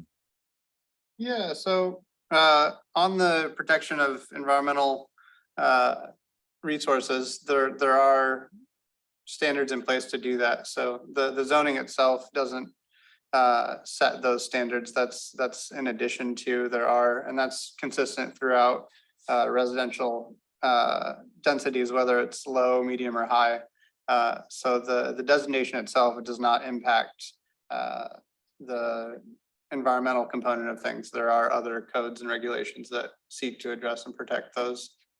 So that 0 element is not there so much to protect trees or other critical areas, including wetlands or streams. So that's, I guess, part of your question. And then the 0 to 6, which is currently within the city, it was a combination of 2 different low densities. So it is a carryover from that. So part of this recommendation is to be consistent with that. And then if we wanted to look at updating that in the future or carrying that forward, then that could be done consistently. But right now we're just trying to play catch up and making it so that whether you're in the urban growth area or in the city, that designation means the same thing for those residents, and it doesn't change depending on what side of that boundary you're on. So that's really the intent of this update and this recommendation. Your guys' questions about looking at that 0 to 6 and what else we can do to increase that density, that's definitely something that is worth exploring. And I think that a lot of the recommendations within this joint plan are looking forward about how we can work collaboratively to address a lot of these concerns that we have and are aware of. So that can definitely be an outcome of this moving forward. But right now we're just seeking to catch the urban growth area up with the zoning designation that already exists within the city. Mostly for clarity's sake for residents within our community so that they don't have to operate based on different standards. And I'd add that the 0, you don't see 0 density developments in the city of Lacey because the infrastructure is there. That may be an issue in the urban growth area where there are limitations to getting the maximum density. But the other key element of the low density zoning consolidation was removing the housing type restrictions. So in the past, we had exclusionary zoning that allowed single family dwellings only. In those low density areas now, any housing type is allowed, duplexes, triplexes, multifamily, to meet the density. So that was the key change, not necessarily the actual density requirements. And then I'd also point out that the city of Lacey has had an urban forestry plan for years. It was last updated 2 years ago and is implemented through our development regulations. The county does not in the urban growth area. That's one of the development standards that we'd like to see more consistent between the two jurisdictions. But in general, the GMA identifies urban areas and other areas, the resource lands and rural lands. The urban areas are primarily for the density, and the other lands are really the forests and fields and that kind of thing. So we're doing our part under the GMA to protect resources, but also provide our primary purpose, which is density. Yeah, well, I was just curious about to what purpose that 0 would be. Yeah, it's really just not an issue for us because we don't see developers coming in saying, I want to put in one house on this acre. Or zero. And then I had another kind of clarifying question, which is, sort of getting at this difference between the city and the UGA. We've been talking and the sewer connectivity, because I guess, is it correct that anywhere that's in the UGA needs to be, you need to be able, whether it's economic or not, but at least in theory, you need to be able to connect sewer utility to an area within the UGA. Is that correct? Like, that's one of the criteria for whether something should or should not be included in a UGA, is whether you can connect a sewer line? So the intent of the urban growth area is to identify those lands that the city is potentially going to expand into with the next 20 years. It's kind of the general timeline and how that's established. So that's the designated areas that within the next planning horizon, which is that 20-year timeline, the city has that goal of providing urban services to. And one of the things we're looking at today is how realistic is that expectation? So, and what we're finding is that based on the current rate that we're able to provide those services, that doesn't seem realistic in some locations. So that's why one of the recommendations of this plan is to look more in depth specifically at that and really kind of assessing, does this boundary make sense based on the information that we have today and the information that we hope to gain out of that study, as far as really what does a reasonable boundary look like? Yeah, so I guess I would want to echo what Chair Casino said. I mean, if it isn't reachable, by the utilities, then we really do need a better way of, this might be an opportunity for the county too, to think about, how do we recommend that something be removed from a UGA? Because it seems like that's not as strong we don't have as good policies about that as we do about how to expand our UGA. That's why it's recommended in the joint plan, but it's Yeah. not part of the decision making at this point. It's not up for a vote or a recommendation to the board at this point. Do you have a thumbnail estimate on how much of the current UGA would be considered hard to sewer? That lot would say it's just too hard to sewer. I don't, but that would be something that we could look into. I mean, that's, yeah. So we did have an estimate that it would be about 100 years to effectively sewer the entirety of the UGA as it currently is, based on current growth rates. And really, that's more dependent on development coming in and bringing it incrementally into those areas. So it is reliant on development happening and taking place to extend the sewer. There's not a whole lot of capital projects that really take place to, send that sewer all the way down that road all at once. It is more of an incremental process. So based on the incremental approach that is pretty standard throughout, that's kind of the timeline that we were looking at. But that was a previous projection and it was a high level one. Do you know how much of the UGA is currently sewered? I don't have that number, but that would be something that we could get. Commissioner Pessinger, did you have something? Yeah, I second those requests. I think that's incredibly important information for us to know about to make these decisions.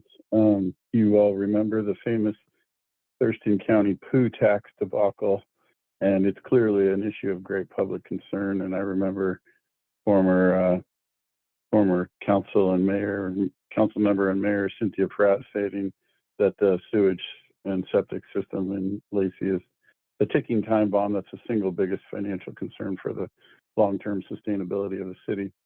I think it's very important we understand those numbers and where they lie on the map and what percentage.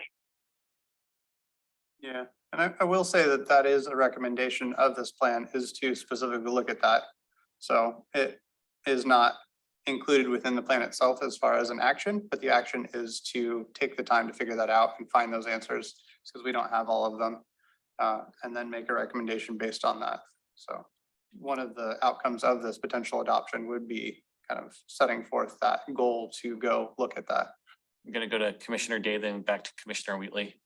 two really quick things. First, I think there's this kind of understanding in the planning world, I think you mentioned it earlier, Hans, that, you know, we're just deciding where the people go, the environmental,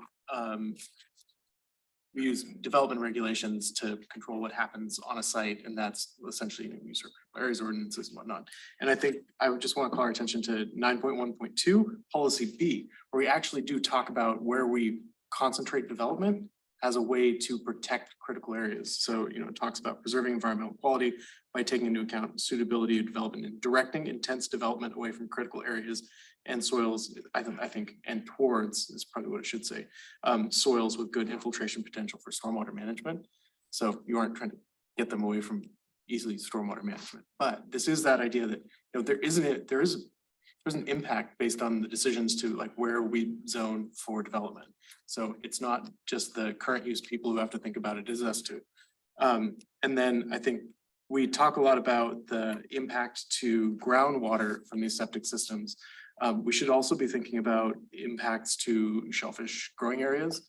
And we should also be talking about impacts from stormwater to some of these other water resources in the same breath when we're talking about, you know, a limitation just based on, you know, septic and ability to move public infrastructure out there.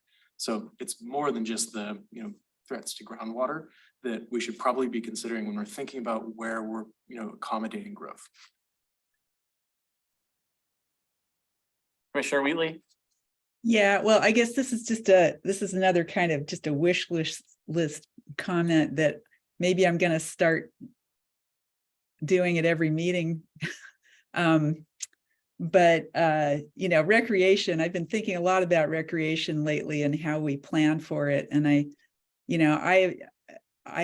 appreciate that Thurston County, you know, all the jurisdictions are pretty good at thinking about open space and issues of connectivity and things like that. But there was I just wanted to highlight that one of the public comments that came in before this meeting was a request for a swimming pool. I don't remember the name of the person who wrote this comment, but you know, that's kind of an eternal need in the county. Despite all the water around, it's hard for families to get access to it a lot of the time. And it just seems like a piece of recreation that keeps dropping out is the needs of families.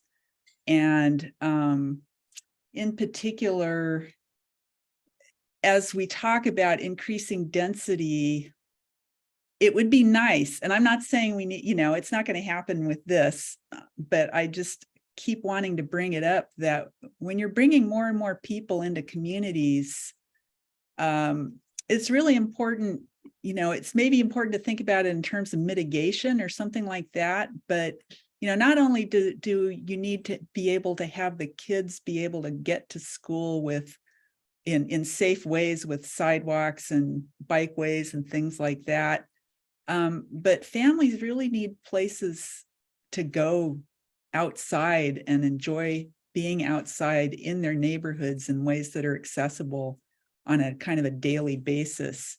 And I'm just making an editorial comment here that it would be nice to find a way to create some language around that and start talking about that, because with densification comes a greater need to serve the families that are living in those communities and setting aside land for them to be able to enjoy being outdoors. Commissioner Halverson, did you have something? Yeah, two quick things. Leah, we talked about the recommendation for McAllister Springs, the geosensitive areas, and it was only a recommendation for this joint plan. If you don't incorporate it into the Thurston County Lacey joint plan, is there an opportunity during the comprehensive plan to bring that in? Or would that have to bring another joint plan later down the road, which has been 20 years since the last Right. I think that the UGA boundaries can be adjusted at any time and not related to any plan in particular. Is that correct? Yeah, and I do imagine that as the region discusses the new housing allocations, conversations about UGA boundaries will be part of that. Okay. The other question I had is, in your packet, and also one of the presenters tonight talked about the 2427 Carpenter Road Northeast to Foster Daniel rezoning request. That particular parcel is in the UGA. Yes, it is. So, and it's currently zoned medium density. No, 3.14 acres of the 12.12 acre parcel is zoned moderate density. The rest of the parcel is zoned low density. The wetland area. Yeah. Okay. And so in order to do what they would like to do with it, they need it all zoned Low low density. density so that they can subdivide it and build a house for their. I understand, which is kind of the opposite of what the other recommendation was, Yeah. to create a 0 to 6, which would be a low to medium density.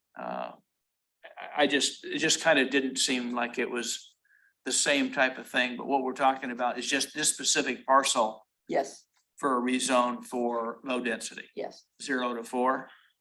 Well, if we adopt the consolidated low density, it would be 0 to 6. Right. Okay. And Got it. that's what's reflected on the map, is it, assuming that we'll adopt the low density 0 to 6. I don't know if we need more discussion on that 0 to 6 versus 3 to 6. My concern with the. Pardon? Go ahead, Commissioner My Halverson. concern is, for the UGA is designating it 0 to 6 provides a lot of opportunity for overdevelopment of acreage in the UGA where they're gonna have to put in septic systems and not sewer systems. That's my biggest concern with that. I don't know if anybody else has those concerns. Commissioner Pessinger? Thank you, Chair. Follow on to that question, could the staff find out for us, since the 0 to 4 low density designation makes up 41%, a humongous portion of the UGA, could we find out what percentage of the 0 to 4 is actually currently developed at 0?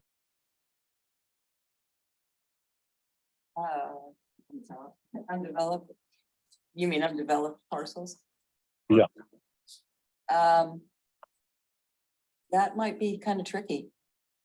That's a huge area. We'd have to look at every single parcel, so I would say that's not tenable. I share the concern that the 0 to 6 designation, while, for those who want it to be the maximum, would allow density up to 6. It also, for those who want the least, allows a density of 0. It's pretty odd range.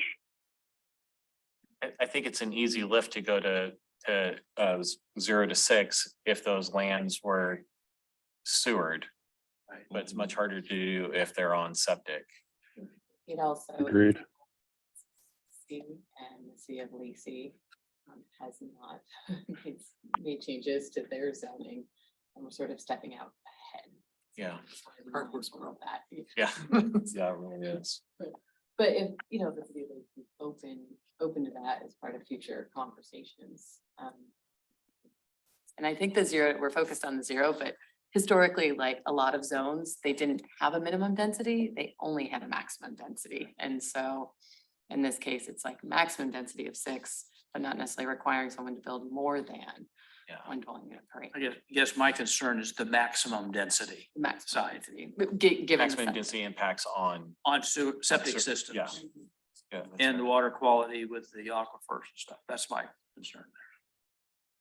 Commissioner Wheelie? Well, I mean, yeah, we keep circling around this. I mean, I think the whole point is that if it's gonna be developed within the UGA, isn't it assumed that it kind of has to go on to sewer because the ability to Only city limits. Only city limits is only required. city limits, okay. Yeah, all right. So the ability to extend the utility needs to be there for it to be part of the UGA, but it doesn't actually have to be extended. It has to be extended, as I understand it, Hans, if it's incorporated into the city limits, it has to be extended into that area within a certain Okay. period of time. Is this why the city has never annexed Tanglewild? That is something that plays into that.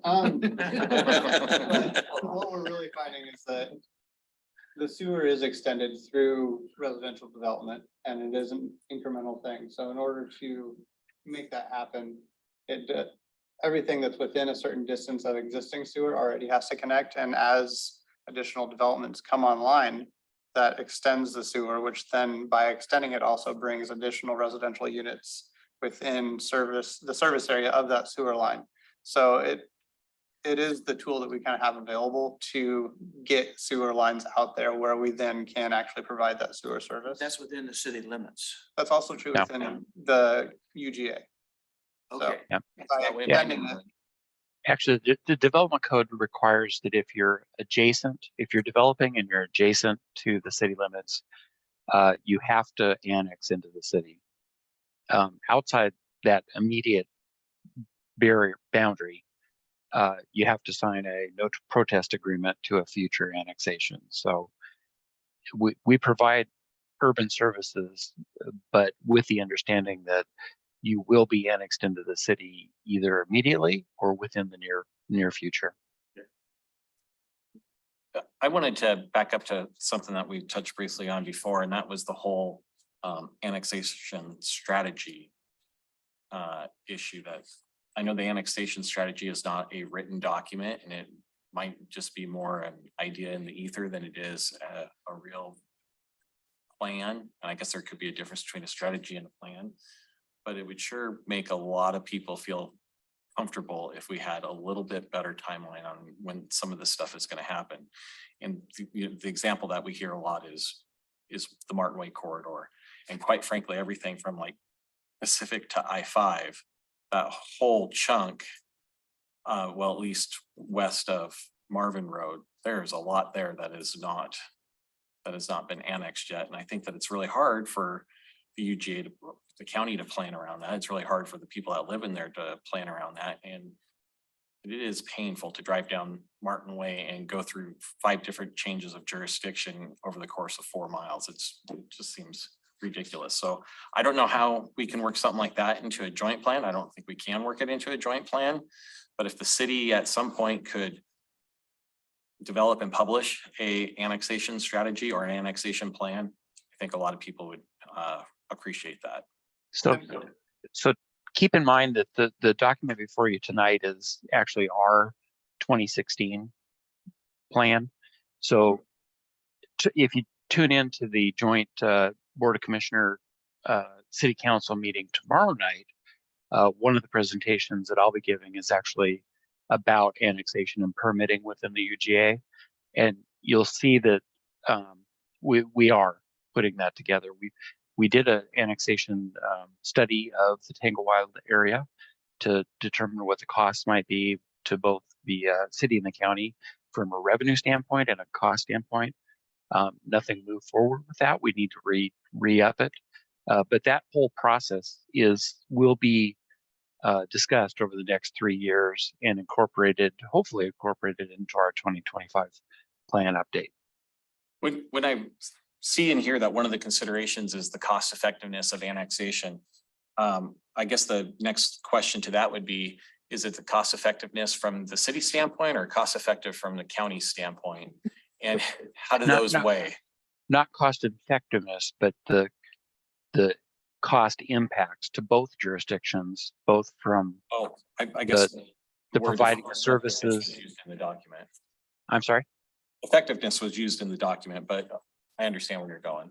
Yeah, because there's both revenue and expense impacts on a change of jurisdiction like that. So both the county would be losing revenue from new permits and property taxes and sales tax.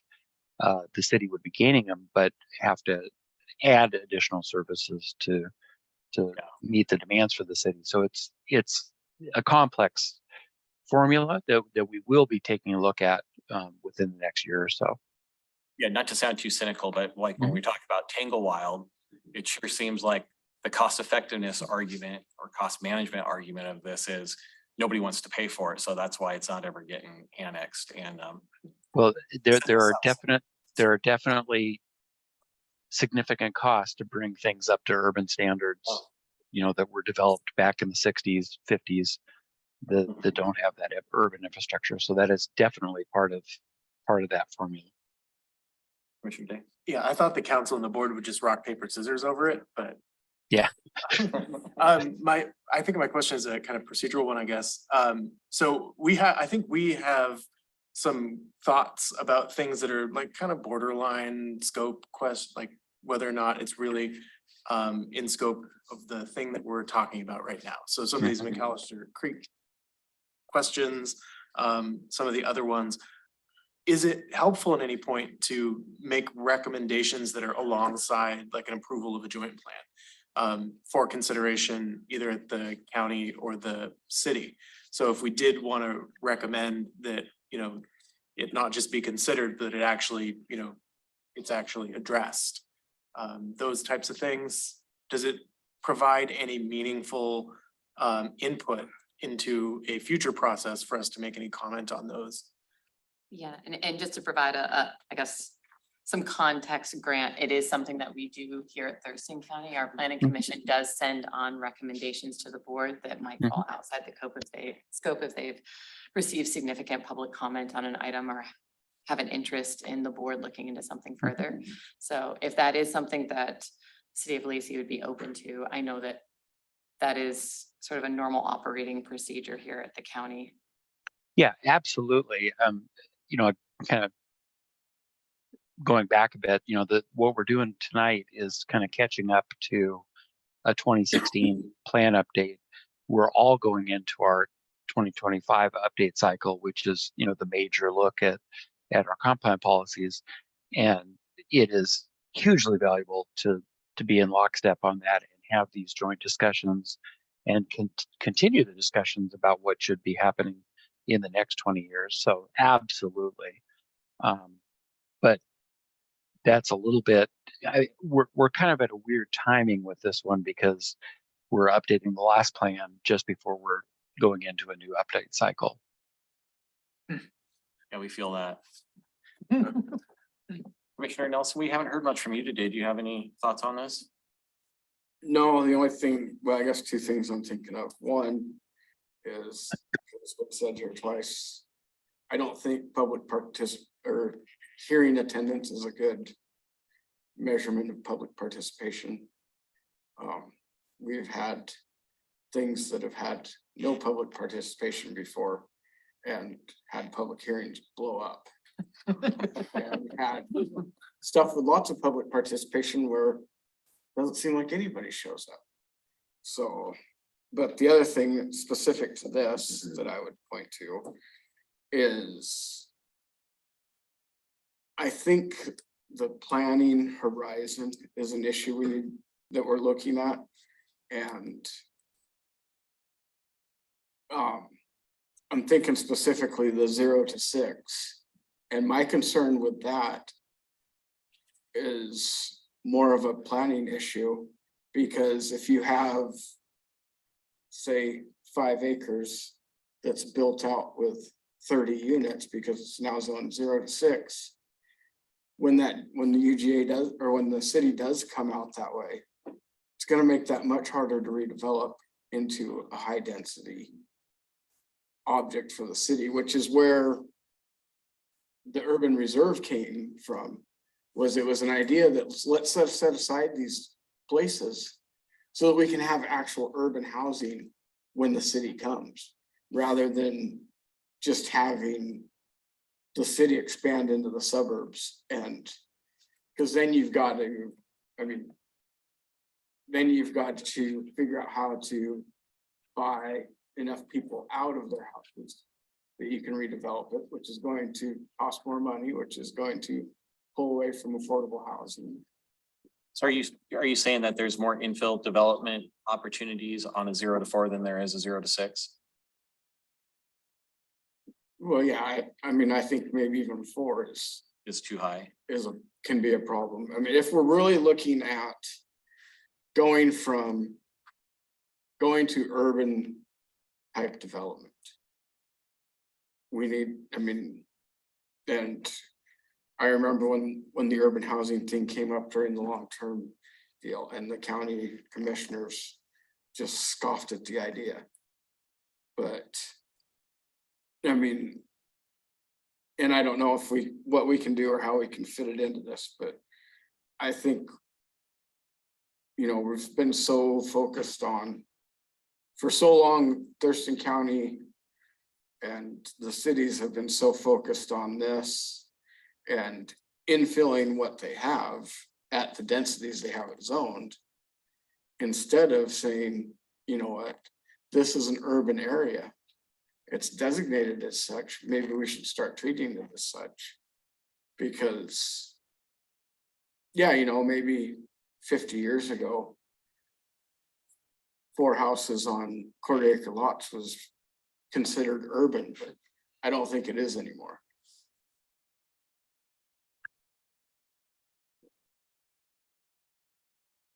If I could, You do. I've been with Lacey for 2 years, but I was in the city of Yelm for 19 before that. And Yelm manages its urban growth area a little bit differently as a true urban reserve. So it's 5-acre zoning within the UGA, and you don't get urban densities until you annex into the city, and it's all pre-zoned to those things. If that's something that the county is interested in talking about, kind of pre-zoning and keeping things from developing in an interim sort of suburban style, we are perfectly open to dealing with that. Again, it's a 2025 code update or comp plan update issue, but it's something that we would absolutely be open to talk about.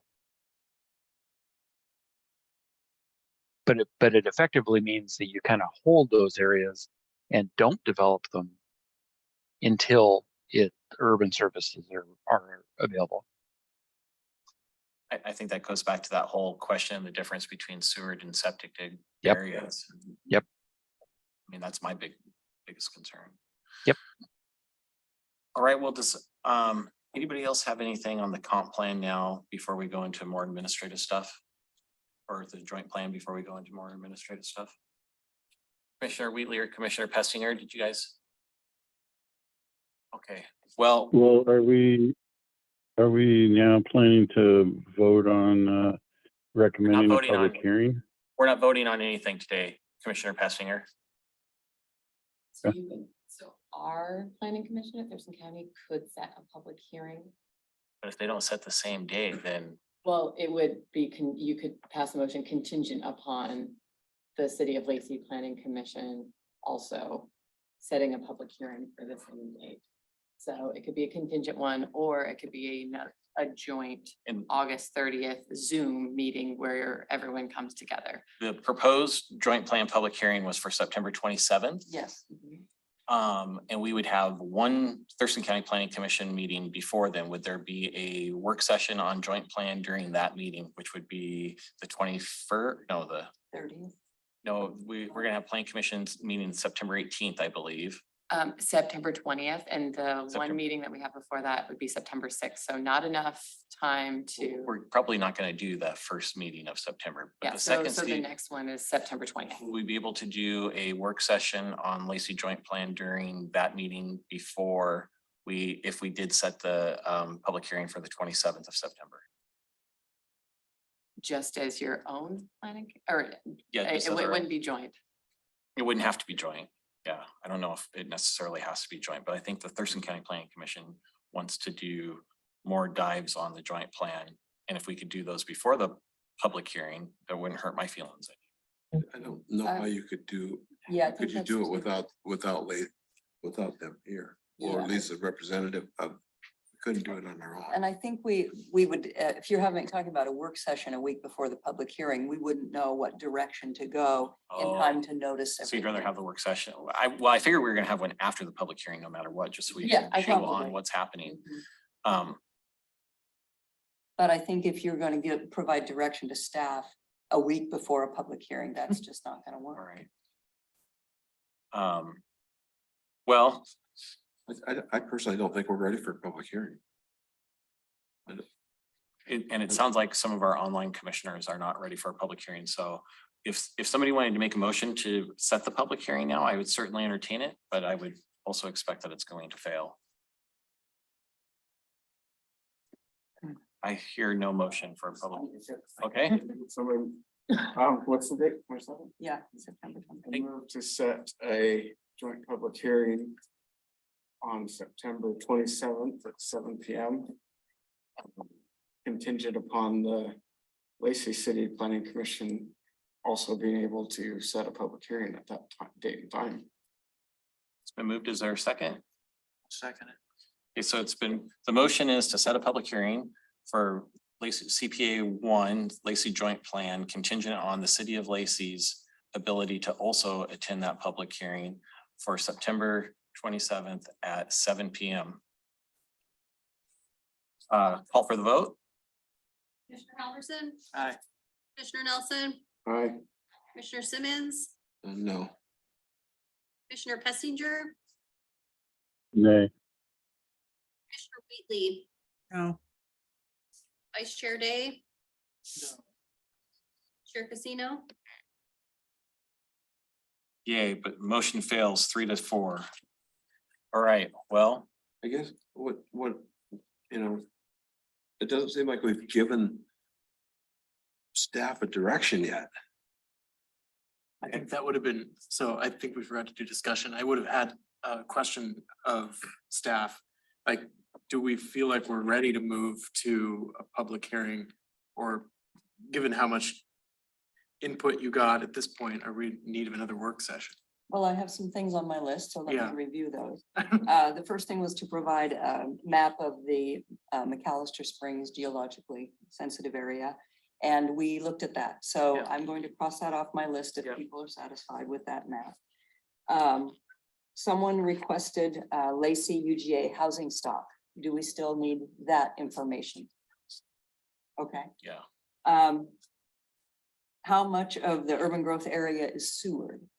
Someone asked that. That's something we need to come back with.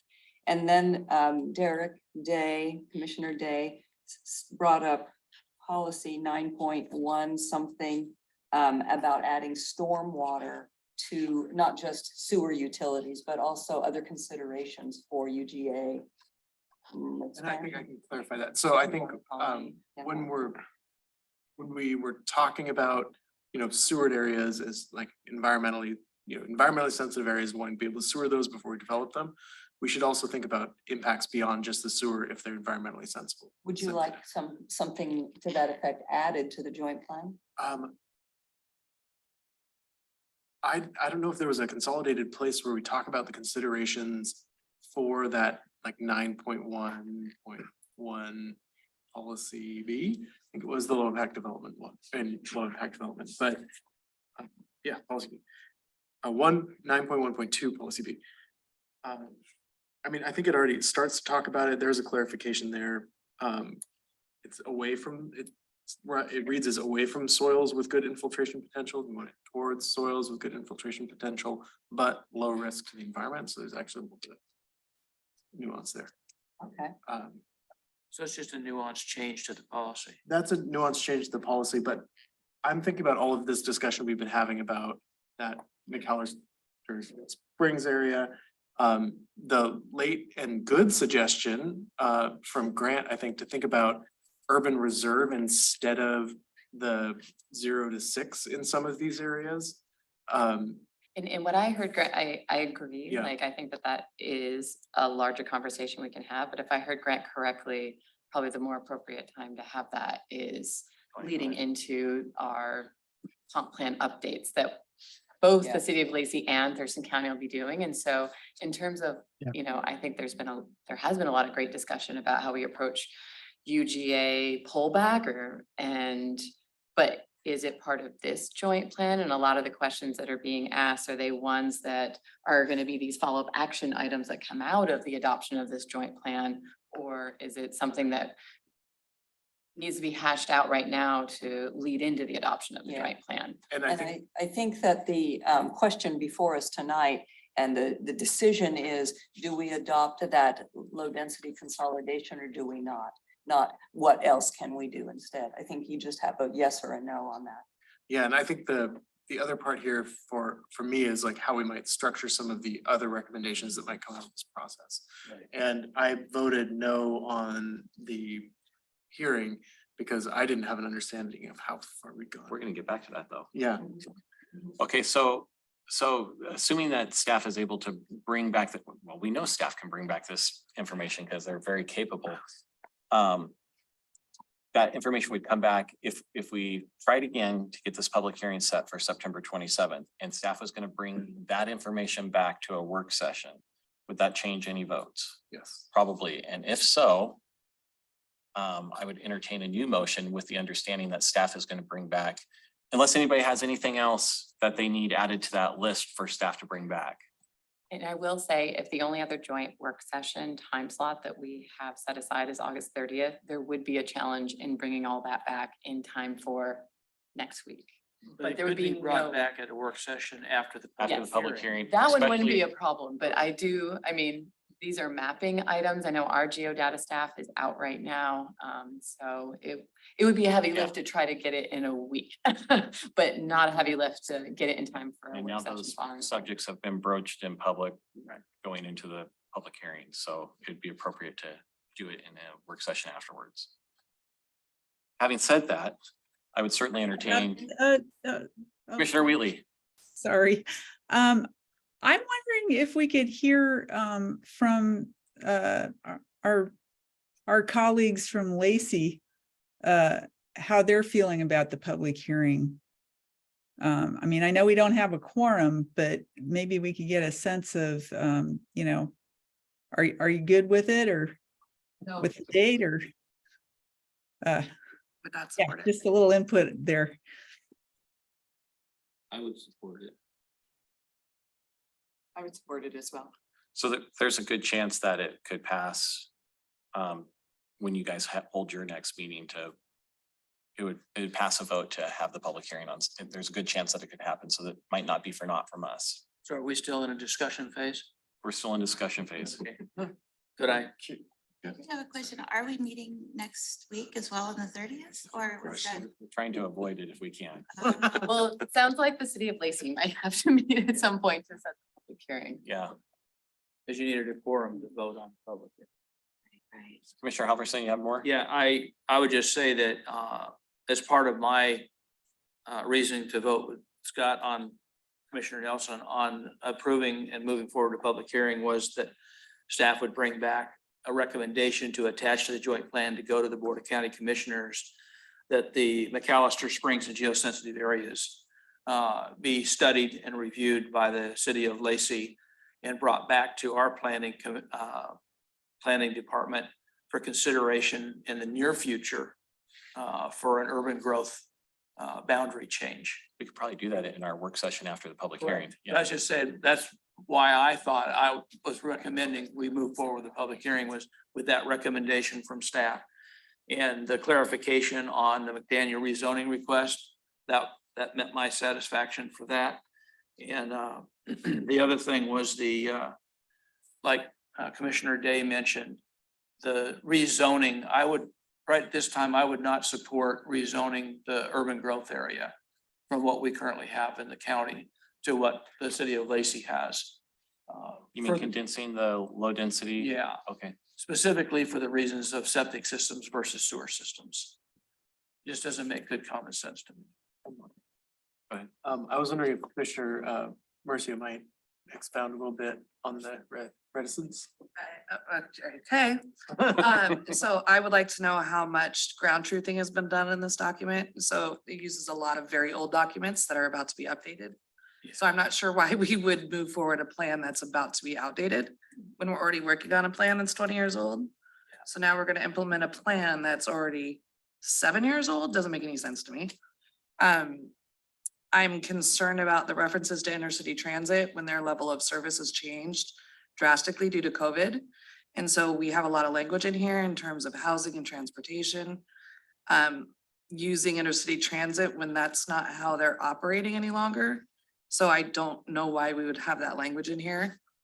I also would like Public Works to look at this because I know just looking at transportation that some of this is outdated. And I would like Public Works to ground truth instead of a bunch of planners telling a bunch of engineers how they should engineer. So I just don't think that this document is ready at all.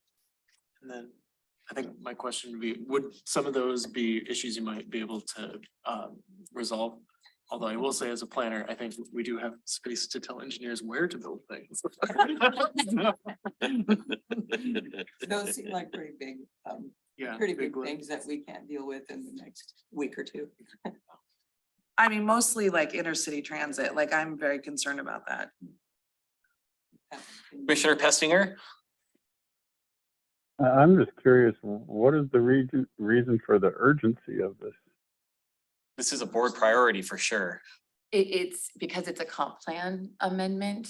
There's only one opportunity for the board to update it by the end of the year. And so if we don't follow along that timeline, it gets pushed into next year. The end of next year.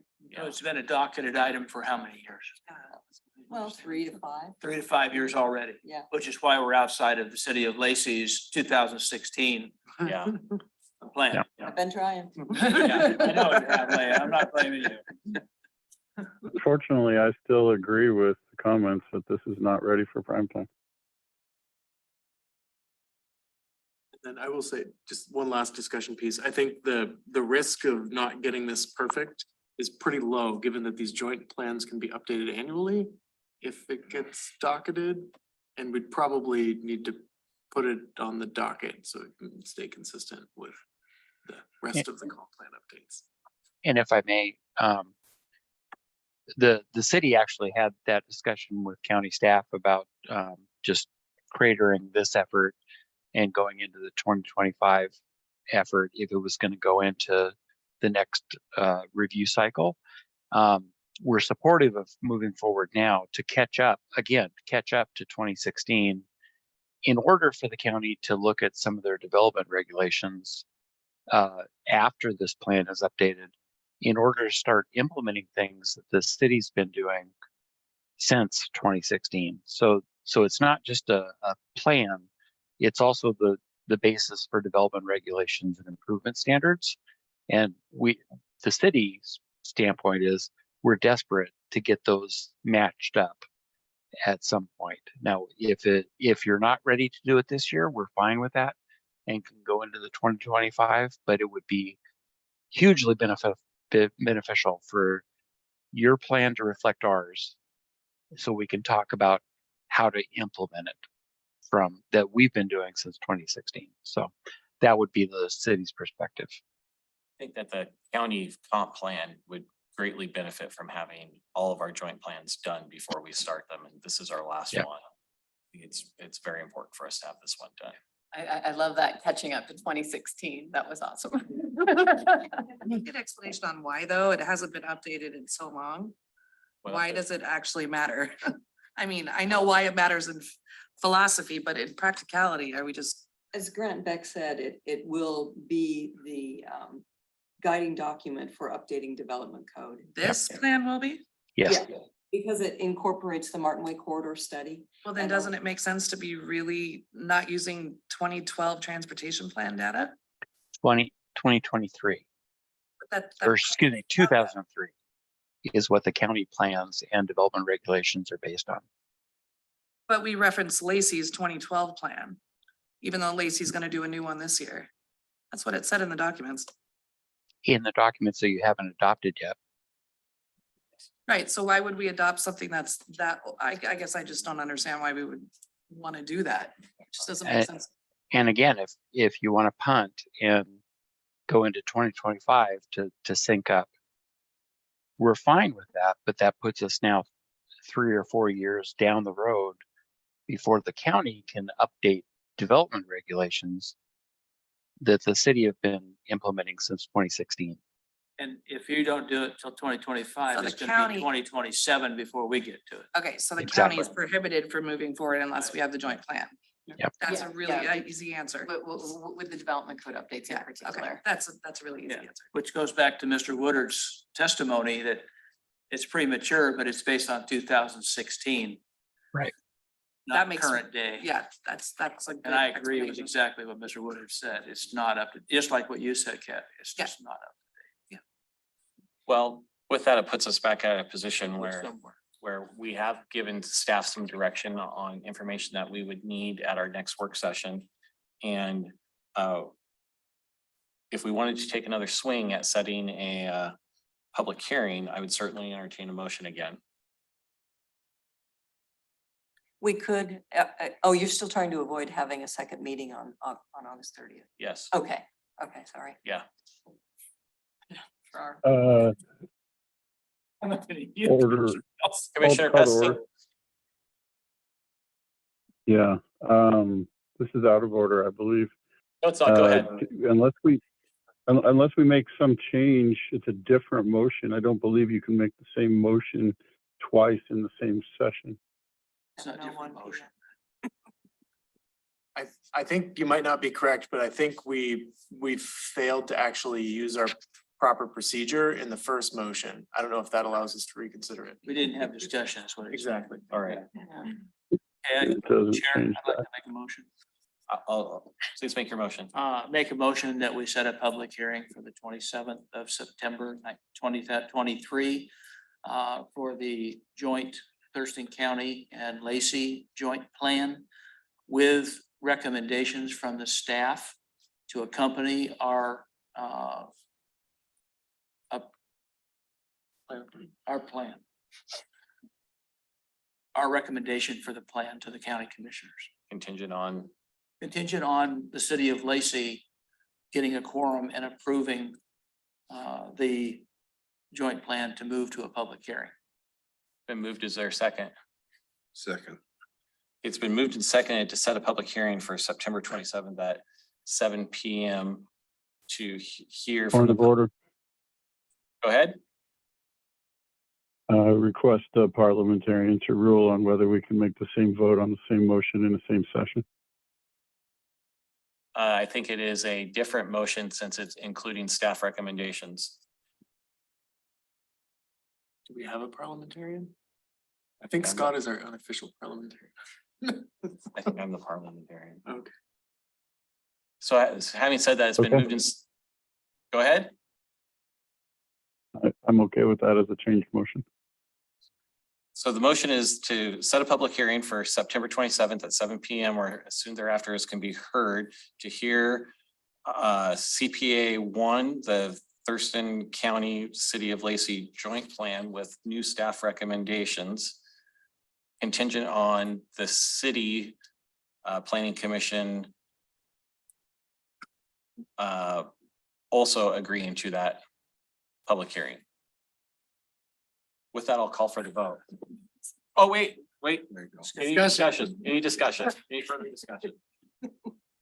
So what happens if Lacey does not? Get a quorum and vote for it. Then we'll Then probably, we have to hold another joint work session. Right. yeah. We would send out a doodle poll to find another joint work session. Mhm. We'll get it for them. Oh, yeah, is that a guarantee? In September, we might not. Yeah. Any other discussion? Is that a threat? Yes. I like how you guys do say things this, in it Lacey. would delay it significantly. We would most likely not be able to finish by the end of the year, just Yeah. given normal scheduling. Fair enough. Is any further discussion? All right, we'll call for the vote. Commissioner Halverson, Aye.